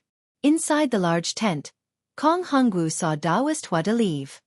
He looked at Linghu Pairen with a smile and asked, "Linghu, I didn't expect that Xiao Hua to be so powerful. Even Daoist Huada isn't his match. It seems that I'm going to lose the bet with you earlier." Linghu Pairen also withdrew his previous seriousness and said with a smile, Could it be that my lord already knew of Xiaohua's prowess and expelled Taoist Huade from the Star-Lord Hall first? Humph! This evil creature! Kong Hongwu snorted from his nose. He actually dared to disobey my arrangement and enter the Jade Pavilion meeting without permission. He deserves to be punished. Furthermore, he's still so bold at this time, wanting to borrow the hand of my Star-Lord Hall to kill Xiaohua. Could it be that he feels that I can't see through his thoughts? Linghu Pyron nevertheless smiled and said, "It's true that he didn't listen to the arrangement. It's also true that he wanted to borrow the Jade Pavilion meeting to accumulate his own power. But if he wanted to borrow the Hallmaster's hand to kill Xiaohua, that might not necessarily be the truth. He merely walked through a few defensive arrays. How could he know that the cultivators nearby were powerful? According to his thinking, the only one who could kill Shangguan Yi Ran could only be Xiaohua. He was forced into a corner by Xiaohua and used the Star General command plate bestowed by the Hallmaster to break free of the defensive array. Hearing that Shangguan Yi Ran was killed, he naturally wanted to claim credit. Of course, he must also be nervous in his heart, afraid of being punished by the Hallmaster. You don't know how bold he is. Kong Hongwu shook his head and said, "Didn't you hear? He actually covets the position of Star-Lord. Such an important position of my Star-Lord Hall. Can it be left for him? A single Jade Pavilion meeting will undoubtedly reveal the greed of Dao sect cultivators. Those with low cultivations want to obtain spirit herbs from the Jade Pavilion meeting. Those with suitable cultivations want to obtain the lot of the state preceptor. Those with high cultivations want to accumulate their own power and obtain strange treasures. They are fully aware that the Jade Pavilion meeting is controlled by my Star-Lord Hall and that there is only a slim chance of survival. But for their greed, they did not hesitate to swallow the bait. Men die for wealth and birds die for food. The ancient saying is true. Haha, what Lord said is true. But if Huade wants to become a Star-Lord, he must first think of escaping from Xiaohua's hands." Linghu Pyron narrowed his eyes and replied, "Borrowing a knife to kill. Linghu, your calculations are quite shrewd." Kong Hongwu said with a smile. "It's all thanks to Lord Hallmaster's guidance." Linghu Pyron said with a smile, "Fighting with Dao sect cultivators is not about strength, but about methods. It's endless fun. Are you not interested in this Xiaohua?" Kong Hongwu said, hearing Huada's words, "This old man wants to personally see this Dao sect cultivator valued by Grand Mist Ancestor." Grand Mist Ancestor? Linghu Pyron raised his eyebrows and said indifferently, "Since we can't accept him as a star general, we can't let him leave the Jade Pavilion Mountain. This general is naturally very interested in him. Ha ha ha, if you want to make a move, you have to wait until Xiaohua escapes from Huada's hands alive." Kong Hongwu laughed. "Unfortunately, this Sun, Moon, and Star 3 arrays can't compare to my Star-Lord Hall's previous Imperial array. It's difficult to see the situation everywhere. Otherwise, this old man really wants to see the liveliness inside now. Although Xiaohua is powerful, he can't be considered outstanding." Hearing Tailfire Tiger Ouyang Jingran's message, as soon as the star array came out, she had an extremely powerful person gather over 100 Dao sect cultivators and kill many dissatisfied cultivators to obtain 70% of the treasures. That cultivator is called Master Sun Kong. He's a proud and arrogant person. Kong Hongwu naturally knew. He nodded and said, "Presumably, you also know this person. Dao sect cultivators often use the titles Child and Daoist Master. He disdains them and calls himself Master. His arrogance can be seen. So, Ouyang wants to subdue him and make him a star general." Impossible. Kong Hongwu shook his head. Previously, this old man also sent people over. This bastard simply didn't buy it. Star Sun Horse Taisher Zhanran also has a Zhang Daoran. Now he also stands out. Linghu Pyron said again. Kong Hongwu shook his head again. Although this Zhang Daoran didn't establish a country and is considered a Dao sect disciple indifferent to fame and fortune, he is extremely famous in Jianghu. Long before this old man recruited Huade, I personally visited him. Unfortunately, I didn't meet him. This time, he can come to the Jade Pavilion gathering. I'm afraid it's related to that green nether dragon saliva. This kind of thing that even Huade doesn't listen to orders is absolutely tempting in the eyes of other Dao sect disciples. Hallmaster is right. According to Taisher, that Zhang Daoran was recognized by Jingzhou's Dao sect disciples and was elected as their leader. Even if he wanted to decline, he couldn't. If nothing unexpected happens, he will ultimately run into Master Sun Kong. No. He should run into Star-Plucking Child first. Kong Hongwu smiled. Star-Plucking Child? That Yongzhou's Dao sect genius known to be the closest to out-of-body formation? Hearing Star-Plucking Child's name, even Linghu Pairen's expression changed. He unexpectedly also came to the Jade Pavilion gathering? AI not bad. Kong Hongwu sighed. This old man is Star-Lord Hall's Hall Master. Unexpectedly, I didn't even know that Star-Plucking Child sneaked into Jade Mountain. This is truly a dereliction of duty. This isn't strange. Dao sect magic is strange of every description, far surpassing what we Confucian sect cultivators learn. Linghu Pairen smiled. Unfortunately, Dao sect magic inverts the cart before the horse. They only seek power but do not know their roots. They are far from the vast and majestic chi of our Confucian sect cultivators. Although Star-Plucking Child is known to be a rare genius, compared to Hallmaster, he is still far inferior. Don't compare this old man with those little dolls. Kong Hongwu didn't get angry and smiled. This old man is going. If you want to deal with Xiao Hua, you must be careful. If he can kill Shangguan, he can also kill you. You can't be careless. Many thanks for Hallmaster's reminder. This general will be careful. Linghu Pairen bowed. Jingmu Bao and the other soldiers are unconvinced in their hearts. If this general doesn't kill Xiao Hua and the others, how can they be convinced? After sending Hallmaster off, this general will go take a look. Kong Hongwu nodded slightly. Thousands of whirlpools swirled around his body. His entire body turned into nothingness. Along with a burst of qi, he gradually disappeared. After Kong Hongwu left, Linghu Pairen straightened up and walked out of the command tent. His gaze swept over the bloody head on the flagpole outside the tent. His figure floated up, crossing several rows of allied forces, and arrived at a place covered in clouds. Linghu Pairen spat out a mouthful of true qi. The clouds within a radius of several dozen zhang were pushed aside, revealing a space covered in starlight. Looking at the several brilliant stars, a trace of a mysterious smile appeared on Linghu Pairen's face. As for Xiao Hua, he flew out from the void. Seeing the situation in front of him, he couldn't help but exclaim in a low voice. This was a huge sphere. Although only half of it was visible in the sky and the lower half couldn't be seen, this half was already so big that Xiao Hua couldn't see its edge. When Xiao Hua looked at the outside of the huge sphere, he saw a long flat ribbon-like object surrounding the sphere. The ribbon looked fixed, but upon closer inspection, it was slowly rotating. When Xiao Hua realized that his divine sense was not restricted in this place, he activated his divine sense again. He discovered that the ribbon was actually made up of huge rocks. If the huge rocks were on flat ground, they would be as big as a mountain. Xiao Hua's divine sense was not restricted in this place, but when he activated his divine sense again, he discovered that the ribbon was actually made up of huge rocks. If those huge rocks were on flat ground, they would be as big as a mountain. Although this magnificent scene was astonishing, it wasn't enough to make Xiao Hua exclaim in a low voice.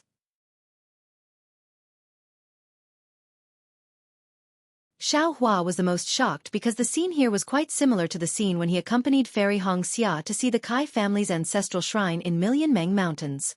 Star. Moon. Starry sky. Could it be that there's a big secret hidden in it? Seeing the starry sky, Xiao Hua couldn't help but be surprised.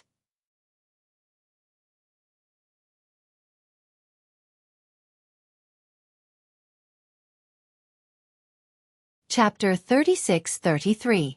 Looking up at the seemingly endless starry sky, Xiao Hua's heart was filled with doubt. He couldn't help but think to himself, my Dao sect has the heavenly Dao, and I have the heavenly Dao starry sky in my space. Even Xiao Hua of the heavenly Dao hasn't made any significant progress in comprehending the mysteries of the heavenly Dao after nearly 200 years. Now, the heavenly Dao starry sky has appeared again and again in the Confucian cultivators' formation. Oh right. Aren't the seals on Lu Yi and the others also made of Star Force? Star Moon Palace. That's right, there's also the Star Moon Palace. The Star Moon Palace that Zhu Qing mentioned. Just as Xiaohua was thinking, a giant boat slowly flew out from the side of the sphere. There were many cultivators standing on the boat. As soon as the boat appeared, several powerful divine senses swept out from the boat and landed on Xiaohua, immediately locking onto him. Xiaohua's thoughts were interrupted and he unconsciously frowned. He didn't move and just stood there quietly. When the flying boat got closer, Xiaohua could clearly see that there was an old man with white hair and a ruddy complexion standing at the bow of the boat. He was wearing a brocade robe and had an indifferent expression. When he saw Xiaohua, he actually smiled and nodded at him. The old man seemed to have a secret technique to hide his cultivation. Xiaohua looked at him and could only see that he was around the mid-nascent soul stage. As for the specific situation, Xiaohua didn't plan on using a secret technique to find out. Taoist Master Xiao. A slightly surprised voice came from the boat and a female cultivator flew out. It was Fairy Jing, who Xiaohua had seen before. Oh, so it's Fairy Jing's old acquaintance. That's good. Behind the old man, a young cultivator released his divine sense to lock onto Xiaohua. When he saw Fairy Jing fly down, he relaxed and withdrew his divine sense. Xiaohua saw Fairy Jing fly over and rubbed his chin. He looked at the boat and seemed to understand something. Sure enough, Fairy Jing landed and bowed. Greetings, Taoist Master Xiao. No need to be polite. Xiaohua waved his hand and smiled. What's the matter with this boat? Taoist Master, the senior on the boat is the famous senior Zhang Daoran of Jing Province. Fairy Jing said with a smile. After I parted ways with Taoist Master, I entered the star formation and immediately fell into a frenzied battle. My cultivation was limited, and I could only protect myself in the chaotic battle. Just as my Taoist cultivators were about to die in the battle, Senior Daoran appeared on his flying boat and stopped everyone in time. Senior Daoran invited us to enter the star formation. With our strengths as Taoist, we can go to the end of the star formation. Oh! Taoist Masters Taoist Zhang with Taoist Masters with Taoist? Taoist Masters Taoist with Darren's Master with Taoist as Taoist. Taoist with Taoist. T. Xiaohua rolled his eyes and asked, Fellow Taoist Jing, have you been ambushed by Confucian cultivators in the star formation? Yes. Fairy Jing nodded. I personally saw more than 10 golden core disciples fall in the formation. Yes. Xiaohua nodded. This Zhang Daoran wouldn't be the same as Taoist Huada, a sanctimonious person, right? Even if Taoist has never seen Senior Daoran, could it be that you have never heard of his name? Fairy Jing was even more stunned than Xiaohua. No. Xiaohua was quick to reply. Hee, spiritual master must be joking with me.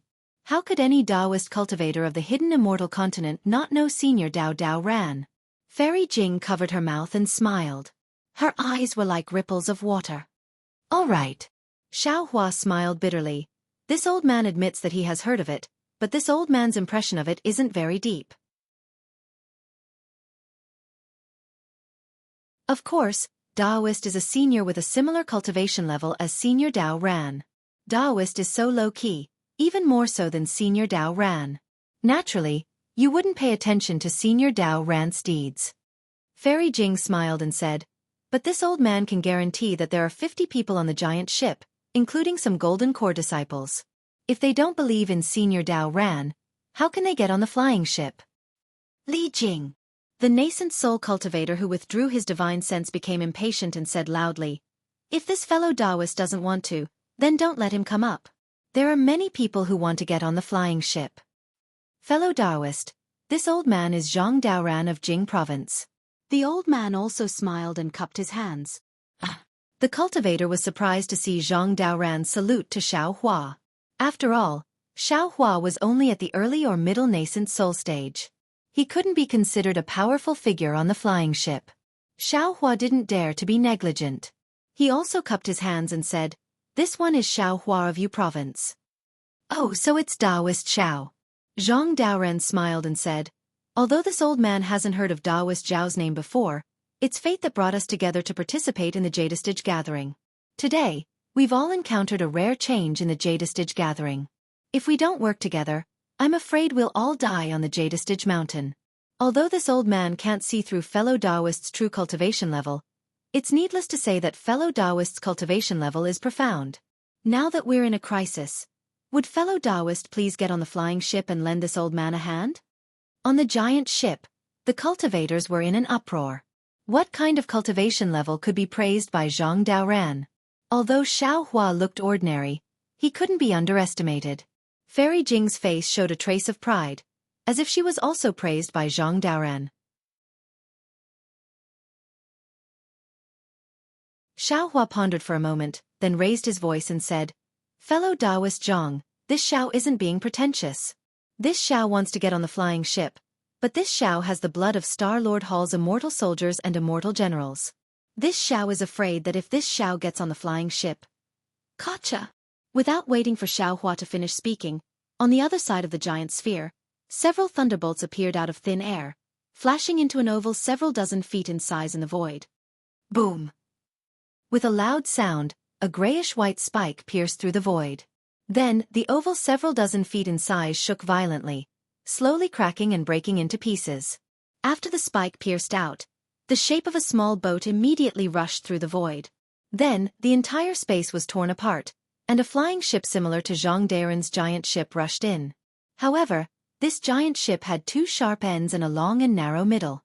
There were also several dozen cultivators standing on this giant ship. These cultivators appeared with the giant ship.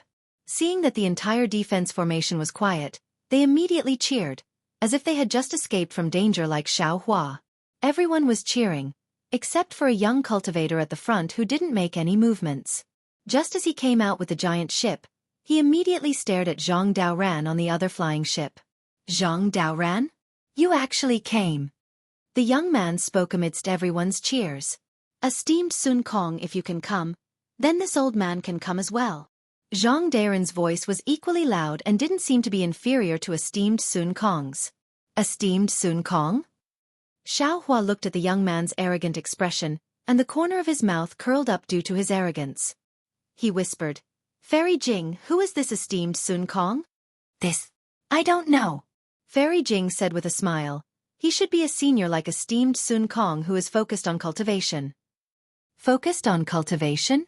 Xiao Hua smiled. Esteemed Sun Kong sneered. "It seems that even Brother Daoran can't resist the temptation of the Azure Abyss Dragon saliva." Zhang Daoran didn't deny it and nodded. "That's right.